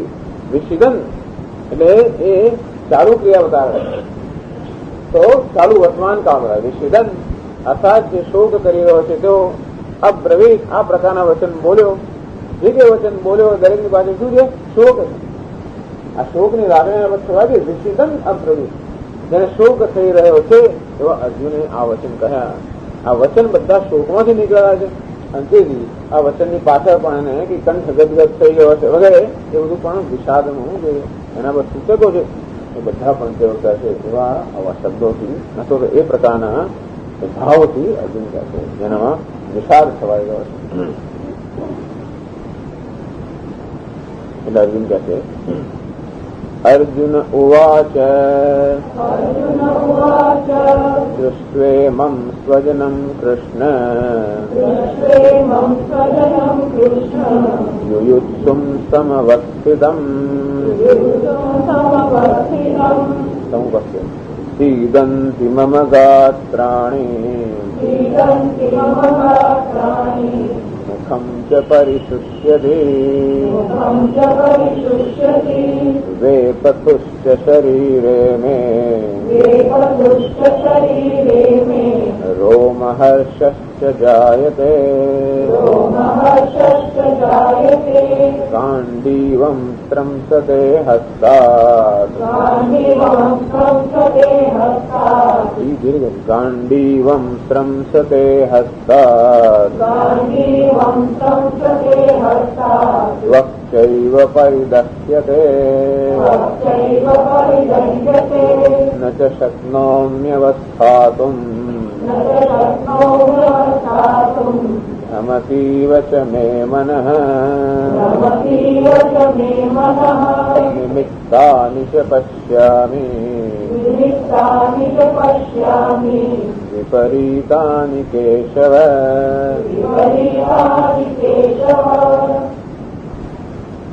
અર્જુન આ વાક્યો અર્જુન આ જે વર્ણન છે અને એની એના વચન છે એ તો એનો શોક બતાવે છે. દ્રષ્ટવા ઇમમ સ્વજનમ કૃષ્ણ યુયુત્સુમ સમુપસ્થિતમ. ઇમમ યુયુત્સુમ સમુપસ્થિતમ સ્વજનમ દ્રષ્ટવા. એ ભગવાન ઇમમ એટલે કે આ, યુયુત્સુમ એટલે કે યુદ્ધ કરવાની ઈચ્છા ધરાવનાર, સમુપસ્થિતમ યુદ્ધ કરવાની ઈચ્છાથી ઉપસ્થિત થયેલા અમારા જે સ્વજનો છે દૃષ્ટવા એને જોઈને સીદંતી મમ ગાત્રાણી અમારા ગાત્રોમાં આ દેહની અંદર વ્યથા થઈ રહી છે. સીદંતી મુખમ છે પરિશુષ્યતી અમારું મોં સુકાઈ રહ્યું છે. પરિશુષ્યતી સામાન્ય રીતે નહીં સુકાઈ ગયું, આ મોં મારું અત્યંત સુકાઈ ગયું છે. એટલે કે તાવ આવ્યો હોય એકદમ આપણું કેવું મોં સુકાઈ જતું હોય છે અર્જુનને પણ જાણે કે એવા ચિહ્નો ના હોય. એ પતુષ્ટ શરીરે મેં મારું શરીર કાંપી રહ્યું છે. એ એટલે કંપ, મારું શરીર કાંપી રહ્યું છે. રોમહર્ષ જાય છે. રોમહર્ષ એટલે કે પુલક આ મારા વાળ એકદમ રૂવાટા ખડા થઈ જાય છે. મારું શરીર કાંપી રહ્યું છે, વાળ એકદમ મારા રૂવાટા ખડા થઈ જાય છે. ગાંડીવમ સ્ત્રંસતે હસ્તાत् આ ગાંડીવ મારું ધનુષ્ય મારા હાથમાંથી સરી પડે છે. આ સારા ધનુષ્યને પણ પકડી રાખવા માટે કે ઉચકી રાખવા માટે હું સમર્થ નથી. સ્વચ્છ પરિદશ્યતે અમારી ચામડીમાં બળતરા થાય છે, આખા શરીરે બળતરા થાય છે. હવે તો કહીએ ન ચ શક્નોમિ અવસ્થાતુમ. હે ભગવાન ઉભો રહેવા માટે પણ હવે હું શક્તિમાન નથી, ઉભા પણ નથી રહેવાતું. કેમ? ભ્રમતી વચ્ચે મને ચક્કર આવી રહ્યા છે, મારું મન ભમી રહ્યું છે. સાત મને ચક્કર જાણ ના આવી રહ્યા હોય અને મારાથી ઉભા પણ રહેવાતું નથી. આ એની શારીરિક અવસ્થાનું વર્ણન કર્યું. નિમિત્તાની જ પશ્યામી વિપરીતાની કેશવ. હે કેશવ, વિપરીતાની નિમિત્તાની જ પશ્યામી. નિમિત્ત એટલે કે સુતન અપસુતન. વિપરીતાની નિમિત્તાની અનેક પ્રકારના અમંગળ સૂચક અપસુતનો મને દેખાય છે. અર્થાત જે કંઈ કરવાનો આપણે પ્રવૃત્ત થયા છે એ વસ્તુ જે કંઈ મંગળ પરિણામ નથી આવવાનું, અને માટે એવા અમંગળ સૂચક અનેક બધા જે એંધાણ છે અથવા તો જે નિમિત્ત છે તે બધા અત્યારે હું જોઈ રહ્યો છું. અનેક પ્રકારના અપસુતન. અર્જુનની આ સ્થિતિ બતાવે અત્યંત વિષાદગ્રસ્ત અને અત્યંત શોકગ્રસ્ત. આમ શોક અને વિષાદથી અર્જુન શોકગ્રસ્ત થઈ ગયો એ આ શ્લોકમાં બતાવે છે. હવે આમ જયારે શોક આપણા મનમાં છવાઈ જાય પછી આપણે જે નિર્ણય લઈએ, પછી જે આપણું મૂલ્યાંકન હોય, જે આપણી સમજ હોય એ સમજ પણ આ શોકથી જ એની અસર થવાની. આ શોકની અસર અર્જુનની સમજ પર પણ દેખાય છે. અર્થાત અર્જુનમાં હવે કેવા પ્રકારનો અવિવેક, કેવા પ્રકારની વિપરીત બુદ્ધિ જન્મી એ અર્જુનનું બતાવે છે આગળ. એટલે આગળ કહે છે ન ચ શ્રેયોનુપશ્યામિ હત્વા સ્વજનમાહવે.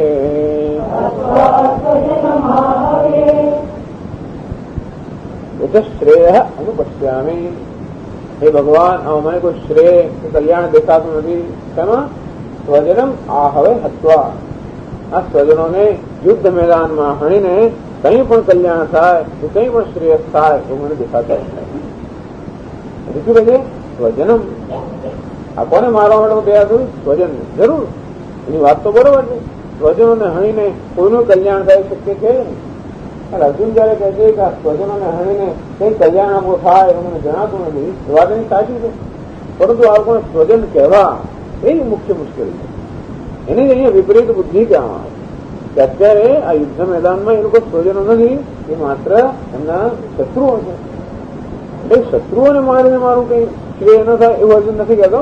આ સ્વજનોને મારીને એમનો વધ કરીને કઈ શ્રેય થાય તો મને જણાતું નથી. શ્રેયસ એટલે બે પ્રકારનો આપણે લાભ થાય.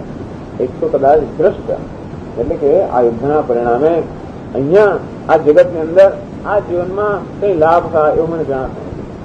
અદૃષ્ટ એટલે કે આ યુદ્ધ કર્યા પછી, એટલે કે આ દેહનો ધારો કે આ દેહનો ત્યાગ કર્યા પછી પરલોકની અંદર કે કોઈ પુણ્ય કે પાપ રૂપી, પુણ્ય રૂપી જે અદૃષ્ટ ફળ એ પણ મને દેખાતું નથી. આમ શ્રેયસના બે થાય. શ્રેયસ એટલે જેનાથી આપણે સુખ થાય, બે વસ્તુથી સુખ થાય, આ લોકમાં અને પરલોકમાં. અર્જુન કહે છે કે આ યુદ્ધ કરીને આ લોકમાં કે પરલોકમાં ક્યાંય પણ મને સુખના કે શ્રેયસના ક્યાંય દર્શન થતા નથી. એટલે હવે અહીંયા ભગવાન કહેતા હોય કે આ દૃષ્ટ સુખ તો તૈયાર જ છે તારી સામે.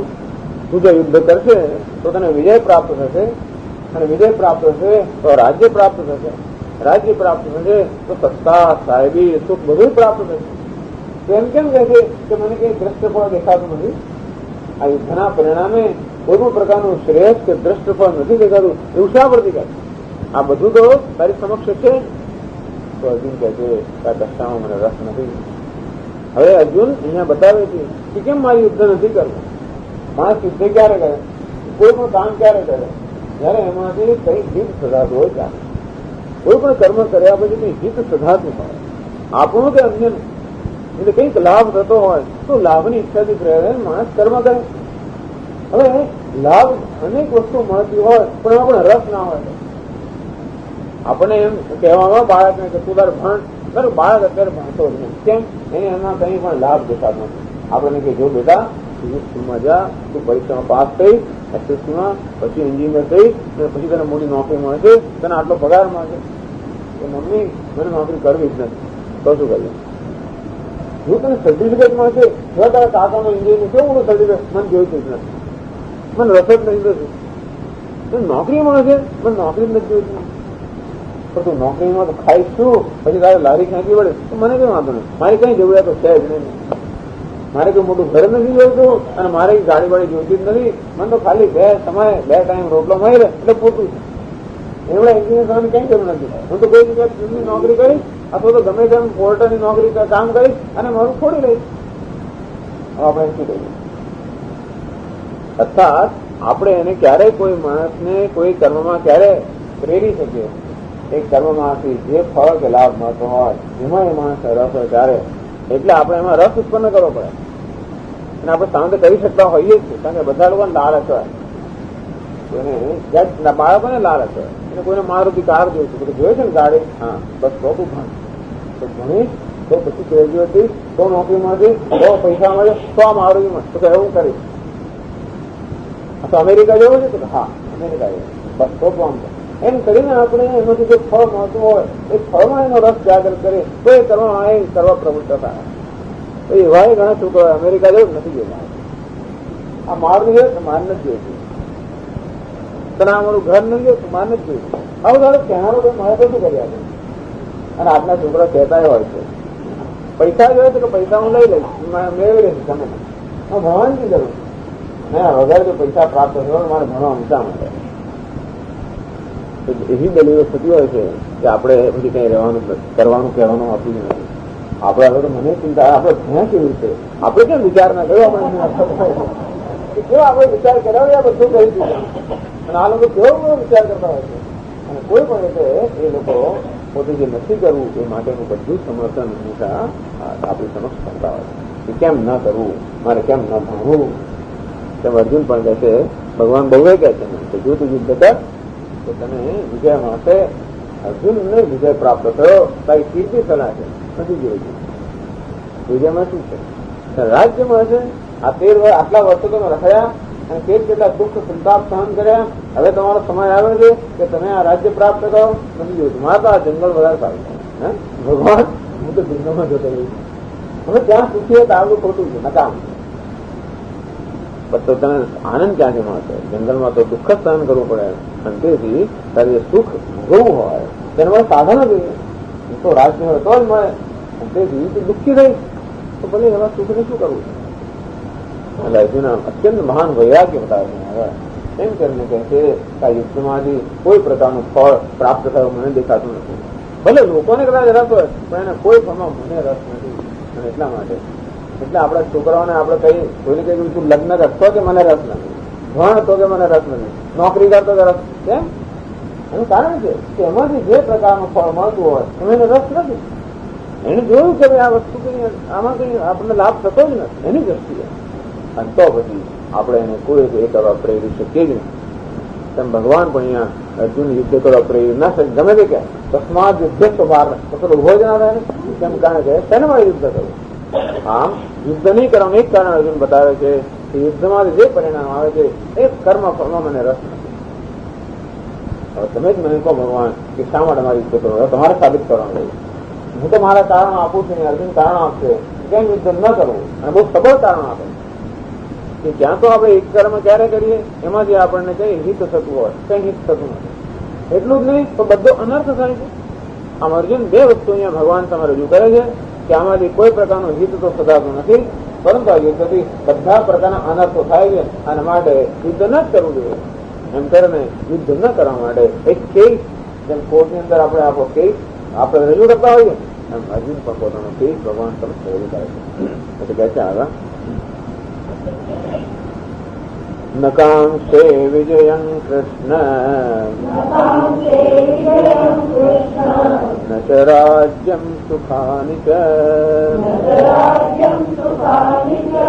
કિં નો રાજ્યેન ગોવિંદ કિં ભોગૈર્જીવિતેન વા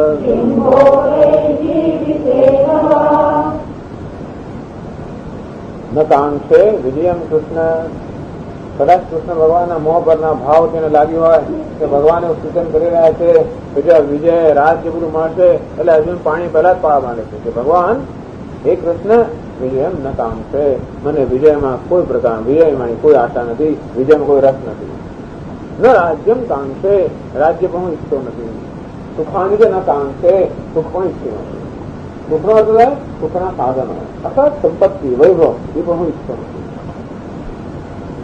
કેમ નથી ઈચ્છતો આખી દુનિયા ઈચ્છે છે તું આમ કેમ કહે છે એવું પણ કહેવામાં આવતું તો બધા કરે છે તમે કેમ નહીં રહ્યો આખી દુનિયા ઈચ્છે છે કે વિજય જોઈએ રાજ્ય સુખ અને તને કેમ કે નહીં એટલા માટે કહે છે કે બીજા બધાની ઈચ્છા હોય, મને કોઈ પ્રકારની ઈચ્છા નથી. કિમનો રાજ્ય ને ગોવિંદ, આપ જ મને કહો હે ગોવિંદ. અર્થાત પોતાનો વૈરાગ્ય બતાવે છે કે આ જગતના કોઈ પણ સુખની અંદર મને કોઈ પ્રકારનો રાગ છે જ નહીં. આ જે લોકોને આસક્તિ હોય એ લોકોની વસ્તુમાં રસ પડે, મને કોઈ પ્રકારની આસક્તિ છે નહીં. એટલે તત્વો ઇહામુત્રાર્થ ફલભોગ વિરાગ, એમાં ઇહ ફલભોગ વિરાગ, આ જગતમાં જે પ્રાપ્ત થાય એવા જે ભોગ છે એમાં વૈરાગ્ય અર્જુન સૂચિત કરે છે. કિમનો રાજ્ય ને, આ રાજ્યની શું હે ગોવિંદ? કેમ ભોગ ભોગ કે જે સુખથી પણ છે, કેમ જીવિત નવા, અરે જીવન કે જીવનના સાધનો મળ્યા તો એ શું? આ કેમ ના, એટલે આ કેમ રાજ્ય ને, આ તૃતીય વિભક્તિ છે આવામાં કે એમાંનું શું? રાજ્ય ને કેમ, ભોગે ને કેમ, જીવિતે ને કેમ? તો કઈ આ બધામાં કોઈ અર્થ મને દેખાતો નથી. એટલે અર્જુન ખોટું નથી કહેતો, વાત સાચી કહે છે, પણ જે રીતે કહેવું જોઈએ એ રીતે નથી કહેતો. અર્થાત એ સંજોગોમાં આપણે અર્જુન પાસેથી કે કોઈ વ્યક્તિ પાસેથી અપેક્ષા આવે એ સંજોગોમાં નહીં, પરંતુ આ સ્થિતિની અંદર જયારે અર્જુન નું મન આ વિષાદ અને શોકથી છવાઈ ગયું ત્યારે એની એક દ્રષ્ટિ ખુલી કરી. અત્યાર સુધી અમુક પ્રકારનો સ્વભાવ, અમુક પ્રકારની એનામાં અપેક્ષા કે આશા, અમુક પ્રકારની મહત્વાકાંક્ષા અત્યારે જયારે હતી ત્યાં સુધી આ રાજ્યની, ભોગની, સુખની બધીની કિંમત હતી. ક્ષણભરી મહત્વાકાંક્ષા જતી રહી અને હવે જયારે એનું મન શોક અને વિષાદથી છવાઈ ગયું ત્યારે એની વિચાર કરવાની પદ્ધતિમાં બદલાઈ ગઈ અને ત્યારે જોઈ શકો કે આ બધી વસ્તુઓ કેવી છે, મર્યાદિત છે.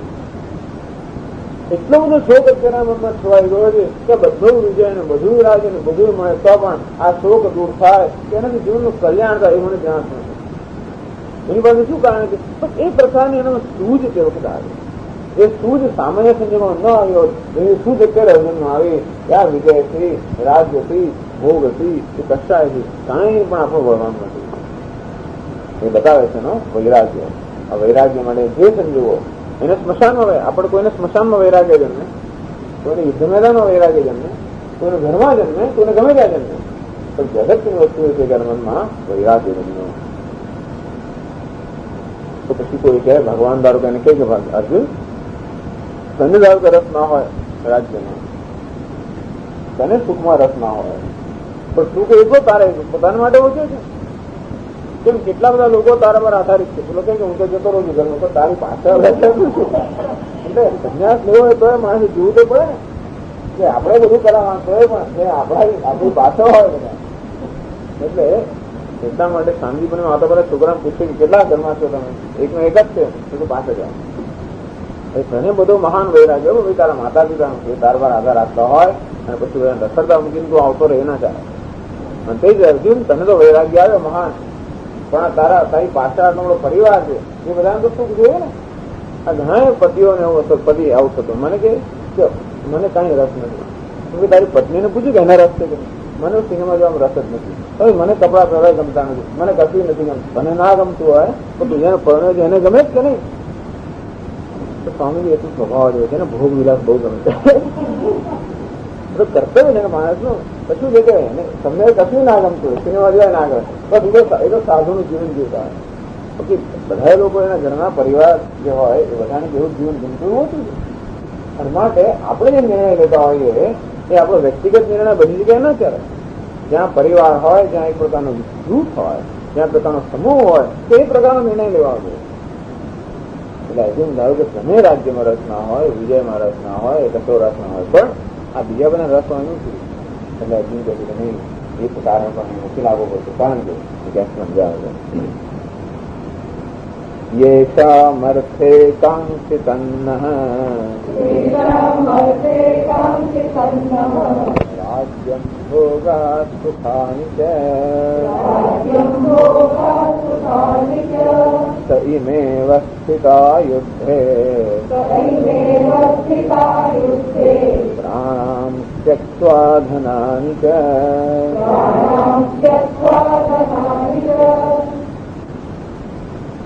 યેષામ અર્થે કાંક્ષિતમ નઃ. ભગવાન આપ એમ કહેવા માંગતા હો કે અન્યને માટે મારે યુદ્ધ લડવું જોઈએ કે એમને સુખ સારી મળે, પણ એ લોકો તો રહેવાના જ નથી. જેને કારણે હું યુદ્ધ લડું, કે જેને કારણે વિજય પ્રાપ્ત કરું, જેને માટે એ બધા લોકો અહીંયા જ આવી ગયા છે.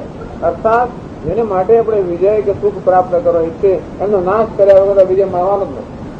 આવી તો સ્થિતિ છે અત્યારે.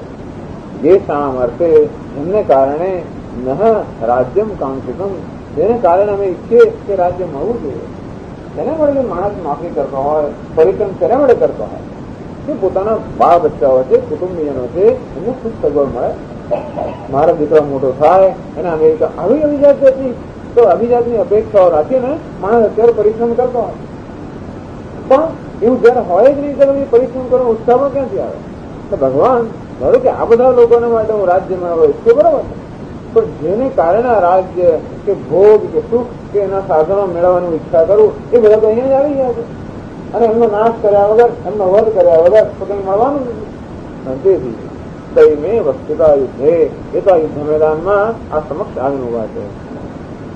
પ્રાણ ત્યક્વા ધનાની ત્યક્વા, પોતાના પ્રાણને ત્યાગ કરીને અથવા પ્રાણની આશા પણ હવે છોડવી છે. બધી પ્રાણની આશા, ધનની આશા બધું છોડીને અહીંયા આવી ગયા છે. તેથી એને માટે મારે રાજ્ય મેળવવાનું હોય તો અહીંયા જ મારી સમક્ષ ઉભા છે. તો મારે કોને મળે રાજ્ય મેળવવાનું? મને તો વ્યક્તિગત કઈ રસ નથી અને બીજું કોઈ એવું નથી જેને મારે રાજ્ય પ્રાપ્ત કરવાનું હોય. અને તેથી આ યુદ્ધ કરવાનું એમાં કોઈ શ્રેયસ, તેનો કોઈ અર્થ મને દેખાતો નથી. તમે એની દલીલો છે બધી બહુ એકદમ બધી બરોબર છે. કૃષ્ણ ભગવાન કે ક્યાં મન તો કોઈ દેખાતું નથી. કોણ છે એવા જેને કારણે તો એમ કે એમને માટે રાજ્ય પ્રાપ્ત કરવું છે? તો એવા કોણ અહીંયા આગળ છે? મને તો બધા દુશ્મનો જ દેખાય છે અહીંયા આગળ. તેથી તારે રાજ્ય પ્રાપ્ત કરવાનું તો તારે ઘેર હશે બધા. તો કે નહીં બધા અહીંયા જ છે. એટલે અર્જુન જણાવે છે કે જો ભગવાન કદાચ આપણે ન આવ્યો હોય તો જો આ બધા અહીંયા જ છે, તેના માટે મારે આ સુખ કે રાજ્ય જોઈતું હોય. અને કહે છે આચાર્ય પિતર પુત્રાઃ તથૈવ ચ પિતામહઃ માતુલા શ્વશુરા પૌત્રાઃ શાલા સંબંધિનસ્તથા.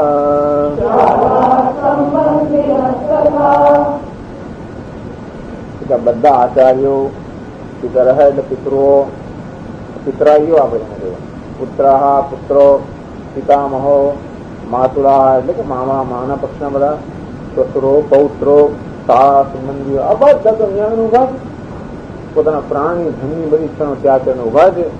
કદાચ એ હોય તો એમને માટે હું રાજ્યની અપેક્ષા રાખું કે એ લોકો પૂછી શકે, પણ એમને મારે વગર રાજ્યમાં એમ છે જ નહીં. અને માટે આ યુદ્ધનું શું અર્થ? તો પછી ભગવાન કે તું કદાચ એમને નહીં હું એમનો નાશ નહીં, એમનો વધ નહીં કરે તો એ તારો વધ કરે. અને તેથી એટલા માટે તારે વધ કરવો જોઈએ ને. એ કે તારા એવા અત્યારે એ બધા ધર્માત્મા નથી. ઘણા અત્યારે તમારા ધર્મનું શું થયું, તમારે અહિંસા મહાન અધર્મ, એ લોકો એવું કેમ માનતા ને? આ દુર્યોધન વગેરે કોઈ વિચાર સુધા નહીં આવે. પણ કઈ જરાક તું આની અંદર કઈક જરાક પણ તું આમાં વાર કરી તો તરત એ લોકો તારો હુમલો કરીને તને મારી નાખે. તો ભલે મારી નાખે. એટલે કેમ જીવિત નવા કોઈ રીતે એવું એક કારણ મને દેખાતું નથી કે હું આ લોકોને ઉભો નહીં કરવું.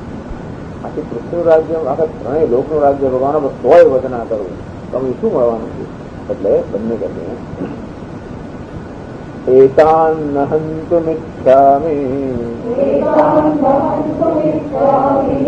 નતોપી મધુસૂદન અપિત્રૈલોક્ય રાજ્યસ્ય હેતો કિન્નુ મહીકૃતે.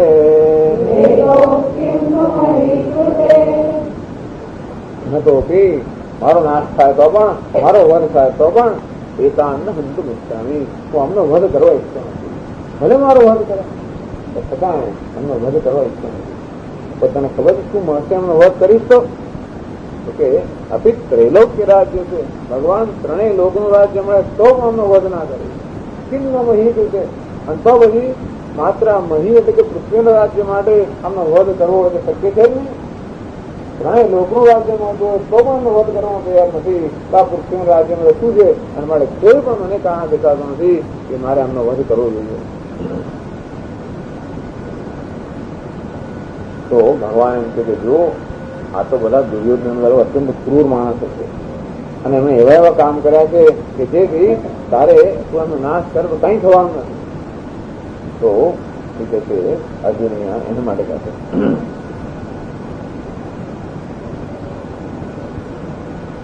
એટલે કહેવાનો ભાવ એ છે કે આવા દુષ્ટ લોકોને મારી તો તને આનંદ થશે. કારણ શું છે કે ક્ષત્રિય ધર્મ છે કે હંમેશા ધર્મનું રક્ષણ કરવું.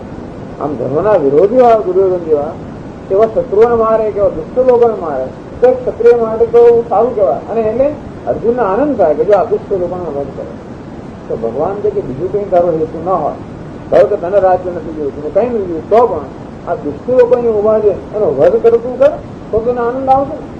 અને કંઈક આનંદ આવે એવું શોધી કાઢવું પડે. રાજ્યમાં તો મને કઈ રસ નથી, વિજયમાં કઈ રસ નથી, કશામાં રસ ચાલો કઈ નહીં આ દુષ્ટ લોકો એને તો મારતું એમ કરીને કંઈક એનામાં ઉત્સાહ જાગૃત થાય. એટલે આગળ અનુભવ આવે નિહત્ય ધાતરાષ્ટ્રાન્નઃ કા પ્રીતિ સ્યાદ જનાર્દન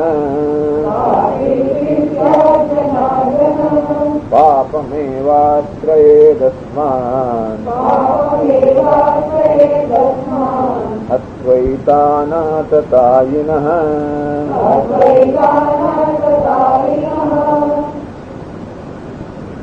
નિહત્ય ધાતરાષ્ટ્રાન. મેં દુષ્ટ નહીં કહેતો, નિહત્ય દુષ્ટાન નહીં કહેતો. આ દુષ્ટ લોકોને એટલે અર્જુન એમને દુષ્ટ એ તો જોતો જ નથી. ભગવાન જે અર્જુનને પ્રેરવા માંગે છે આ તો દુષ્ટ લોકો બધા ભેગા છે અત્યંત ક્રૂર છે અને કેટલા લોકોને દુઃખ આપ્યું છે અને માટે એમનો નાશ કરવાથી તો તને આનંદ થશે. તો કહે ભગવાન આ જે દુષ્ટ લોકો છે આ તો ધાર્તરાષ્ટ્ર છે એમ કે ધૃતરાષ્ટ્રના પુત્ર એમ કે દુર્યોધન વગેરે પણ નહીં આ તો ધૃતરાષ્ટ્રના પુત્રો છે. અને એથી એ પોતાનું એની સાથે એ તો મારા સ્નેહીઓ છે. આવા મારા સ્નેહીઓને મારા બંધુઓને નિહત્ય એનો નાશ કરીને એનો વધ કરીને કા પ્રીતિ ત્યાં જનાર્દન. હે જનાર્દન તમને શું આનંદ થવાનો? જનાર્દન એટલે જના હૃદય એટલે આ જન એટલે કે દુષ્ટ જનો જે છે એનો નાશ કરવો વધ કરવો એ એનો સ્વભાવ જનો જનાર્દન. આપ તો બરોબર છે ભગવાન કે દુષ્ટ લોકોનો વધ કરતા આપને કશું થતું નથી તો દુષ્ટ લોકોનો વધ અર્જુન એમ કે ભગવાન કહ્યું મેં તો કેટલાનો વધ કરી નાખ્યો. તેથી કેટલા દુષ્ટ લોકો હતા પૂતનાથી માંડીને આ બધાનો વધ કરે માટે મને લોકો જનાર્દન કહે. ભગવાન દુષ્ટ લોકોનો વધ કરવાનો તો બરોબર છે પણ આ તો મારા ભાઈઓ છે. આ દુષ્ટ ક્યાં છે? આ તો કોણ છે? ધાર્તરાષ્ટ્ર. પણ હે જનાર્દન આ મારા ભાઈઓ છે બંધુઓ છે એમનો વધ કરીને કેવી રીતે મને કોઈ પ્રકારનો આનંદ પ્રાપ્ત થઈ શકે? આનંદ તો નહીં જ થાય તો ઉલટું પાપ અમે એવા છે મને કઈ થઈ તો નહીં જ થાય મને એમાંથી કઈ સુખ મળવાનું નથી ઉલટું આ લોકોનો વધ કરીને પાપ જ મને મળવાનું. પાપમ એવા છે રસમાન આ પાપ જ અમારા પર આવી પડશે. અથવા એતાન આતતાયિના ભગવાન છે જો દુર્યોધન વધે તો આતતાય છે. આતતાયની વ્યાખ્યા આપે છે અગ્નિદહ જે આગ લગાડે આપણા ઘરને તો લક્ષાગ્રહમાં આ લોકો હતા આ દુર્યોધન વગેરે પણ આગ લગાડાવે એટલે આતતાય જાય. ગરદહ જે આપણે ઝેર આપે આ દુર્યોધન એટલે ભીમને ઝેર પણ આપેવા લોકોએ ગરદહ. પછી શસ્ત્ર પાણી જે હાથમાં શસ્ત્ર લઈને આપણે વધ કરવા આવતો હોય એને પણ આતતાય કહેવાય. એવો પણ આ લોકો શસ્ત્ર લઈને અત્યારે ઉભેલા છે. ધના પહ જે આપણું ધન કે આપણી સંપત્તિ હરી જાય એ જુગારની અંદર આ લોકો દવો કરીને બધું ધન રાજ્ય બધું હરી જાય. ક્ષેત્રદાર હર્ષેવ આપણું ખેતર છે પત્ની આનું અપહરણ કરી જાય તો ત્યારે પણ એ અહીંયાનું તો અપમાન તો કર્યું હતું દ્રૌપદી વગેરે. એટલે બધા પ્રકારના જે ગુનાઓ છે એ બધા ગુનાઓ દુર્યોધનના કરો કરી ચૂક્યા છે. બધી દ્રષ્ટિને આતતાય કહેવાય અને એવો નિયમ છે કે આતતાયને તો મારવો જ જોઈએ.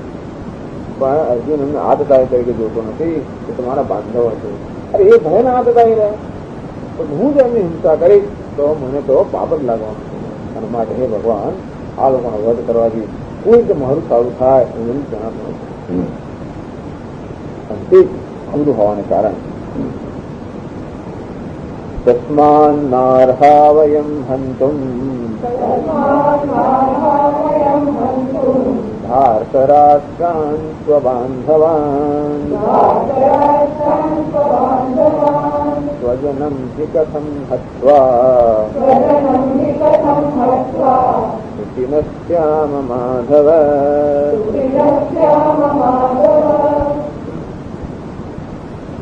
તસ્માત તે કારણે, કયા કારણે? કારણ કે આમાંથી કોઈ પ્રકારનું શ્રેય કમાવાનું છે જ નહીં, અર્થાત આપણે કોઈ કર્મફળાઓને પ્રાપ્ત થવાનું નથી અને બધો અનર્થ જ થવાનું છે. આ બધા હિંસા થવાની છે.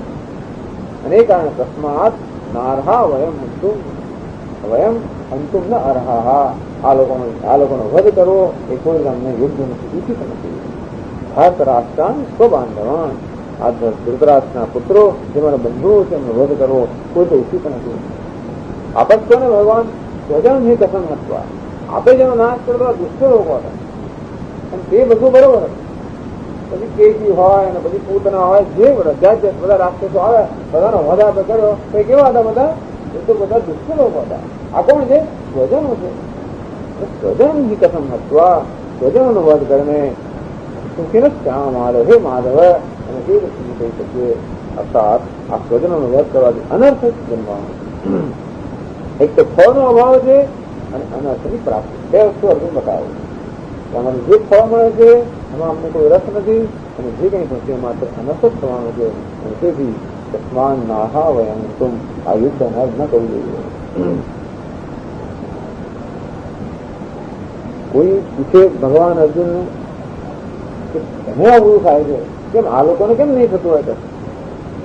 હું એમ જેમ માને છે કે આ લોકોનો વધ કરવો હિંસા છે, આ મારા સ્વજનો છે, એમનો વધ કરવાથી એ તો એમ પણ કહે છે આ આતતાઈનો વધ કરવાથી અમને પાપ લાગશે, આપણે એમનો વધ કરો, અમે આતતાઈ બનશું. પણ એનો શ્લોક ના થાય કે આ લોકોની હિંસા કરો તો અમે આતતાઈ થઈશું અને અનેક પ્રકારનું પાપ અમને લાગશે, અમારે નરકમાં જવું પડશે. આવી બધી બુદ્ધિ તમે જેમ સૂજે છે તો આ લોકો નહીં સૂચશે. અરે દુર્યોધન ના સૂજે, પણ જો ત્યાંનો ભીષ્મ, દ્રોણાચાર્ય કેવા વિવેકી મહાનુભાવો છે તો એ લોકો યુદ્ધ કરવા તૈયાર હોય તો તમે કેમ આટલો સંકોચ છે? ભગવાન એટલે એવું કહેવાય છે કે આપણે જયારે કોઈ નિર્ણય કરવો એક પરિસ્થિતિમાં તો આપણે શાસ્ત્રનો આધાર લઈએ. તો શાસ્ત્રની આપણે સમજ ન પડતી હોય તો તે વખતે વડીલો જેવું કરતા હોય, શિષ્ટજનો જેવું કરતા હોય એવું વર્તન આપણે કરવું જોઈએ. તો ભગવાન અર્જુનને કહે છે કે આ બધા વડીલો છે, શિષ્ટજનો છે, ભીષ્મ, દ્રોણ વગેરે, એ અત્યારે યુદ્ધ કરવા માટે તૈયાર છે. તારે પણ હું દાખલો લઈને યુદ્ધ કરવું જોઈએ. આ સંજોગોમાં શું કરવું હોય તને સમજ ના પડતો તો વડીલો જેમ કરતા એમ કેમ શું કર? અત્યારે આ ભીષ્મ, દ્રોણ વગેરે તો યુદ્ધ કરવા તૈયાર છે અને મારે તારે એમનો દાખલો લઈને એનું અનુકરણ કરવું જોઈએ. અર્જુન કહે છે કે નહીં, એવો નિયમ નથી કે વડીલો કરતા હોય આપણે કરવું જોઈએ. વડીલો પણ ખોટું કરતા હોય તો અનુકરણ ના કરવું જોઈએ. અત્યારે લોકો ખોટું કરે શું છે આપણે કહે છે? કારણ કે અત્યારે એમની બુદ્ધિ બહેર મારી ગઈ છે અને તેથી એ લોકો જે કરતા હોય એ કરવાની નહીં હોય, એ કરવું જોઈએ એવું મને યોગ્ય નથી લાગતું. એટલે એ કહે છે 37માં શ્લોકમાં યજ્ઞેન પશ્યન્તિ લોભોપહત ચેતસઃ કુલક્ષયકૃતં દોષં મિત્રદ્રોહે ચ પાતકં. યદ્યપિ એતે લોભોપહત ચેતસઃ, તેમનું ચિત્ત આ એમાં લોભ જ પ્રસરી ગયો છે. લોભ વડે તેમની ચિત્ત વિવેક બુદ્ધિ તો કે હરાઈ ગઈ છે. એવા લોકો આપણી લોભથી પ્રેરાઈને આ લોકો અત્યારે જોઈ શકતા નથી તેમાં કેટલો દોષ છે. કુલક્ષય પ્રથમ દોષમ, આ યુદ્ધ ત્યારે થશે ત્યારે સમસ્ત કૌરવ કુળનો ક્ષય થઈ જવાનો છે. મિત્ર દ્રોહે તો પાતકમ, હવે મિત્ર મિત્રની સામે લડે છે, ભાઈ ભાઈની સામે લડતો હોય, આ મિત્રનો દ્રોહ કરવો મહાન પાપ. જે આપણા પર અત્યારથી વિશ્વાસ રાખવો હોય એના પર ઘાત કરીએ એને શું થાય? મિત્રદ્રોહ મહાન પાપ છે. અને આ કોનો જ આખો નાશ કરી નાખો અત્યંત મહાન પાપ છે. આવો મહાન પાપ આ યુદ્ધમાં રહ્યો હોવા છતાં પણ આ લોભથી જેની બુદ્ધિ ભય મારી ગઈ છે એવા વડીલો પણ જો ન સમજી શકતા હોય તો મને લાગે છે કે એમનું વર્તન અત્યારે અનુસરણીય નથી. અર્થાત મારે તો મારી વિવેક બુદ્ધિ વાપરીને વર્તન કરવું જોઈએ. એ કરે છે એવું વર્તન કરવાનું મને યોગ્ય દેખાતું નથી. આમ પછી કેમ અર્થ થાય એ અર્જુન બતાવશે કે અનર્થ કેમ થાય. તો અર્જુન બરોબર એકદમ યોગ્ય દલીલો કરી રહ્યો છે કે કેમ પોતાનું યુદ્ધ ન કરવું જોઈએ.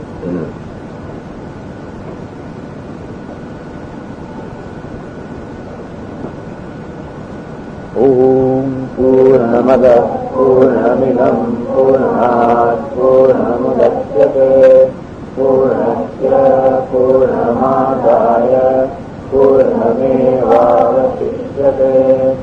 ॐ शान्ति शान्ति शान्तिः शङ्करं शङ्कराचार्यं केशवं बादरायणं सूत्रभाष्यकृतौ वन्दे भगवन्तौ पुनः पुनः ईश्वरो गुरुरात्मेति मूर्तिभेदविभागिने व्योमवद्व्याप्तदेहाय दक्षिणामूर्तये नमः।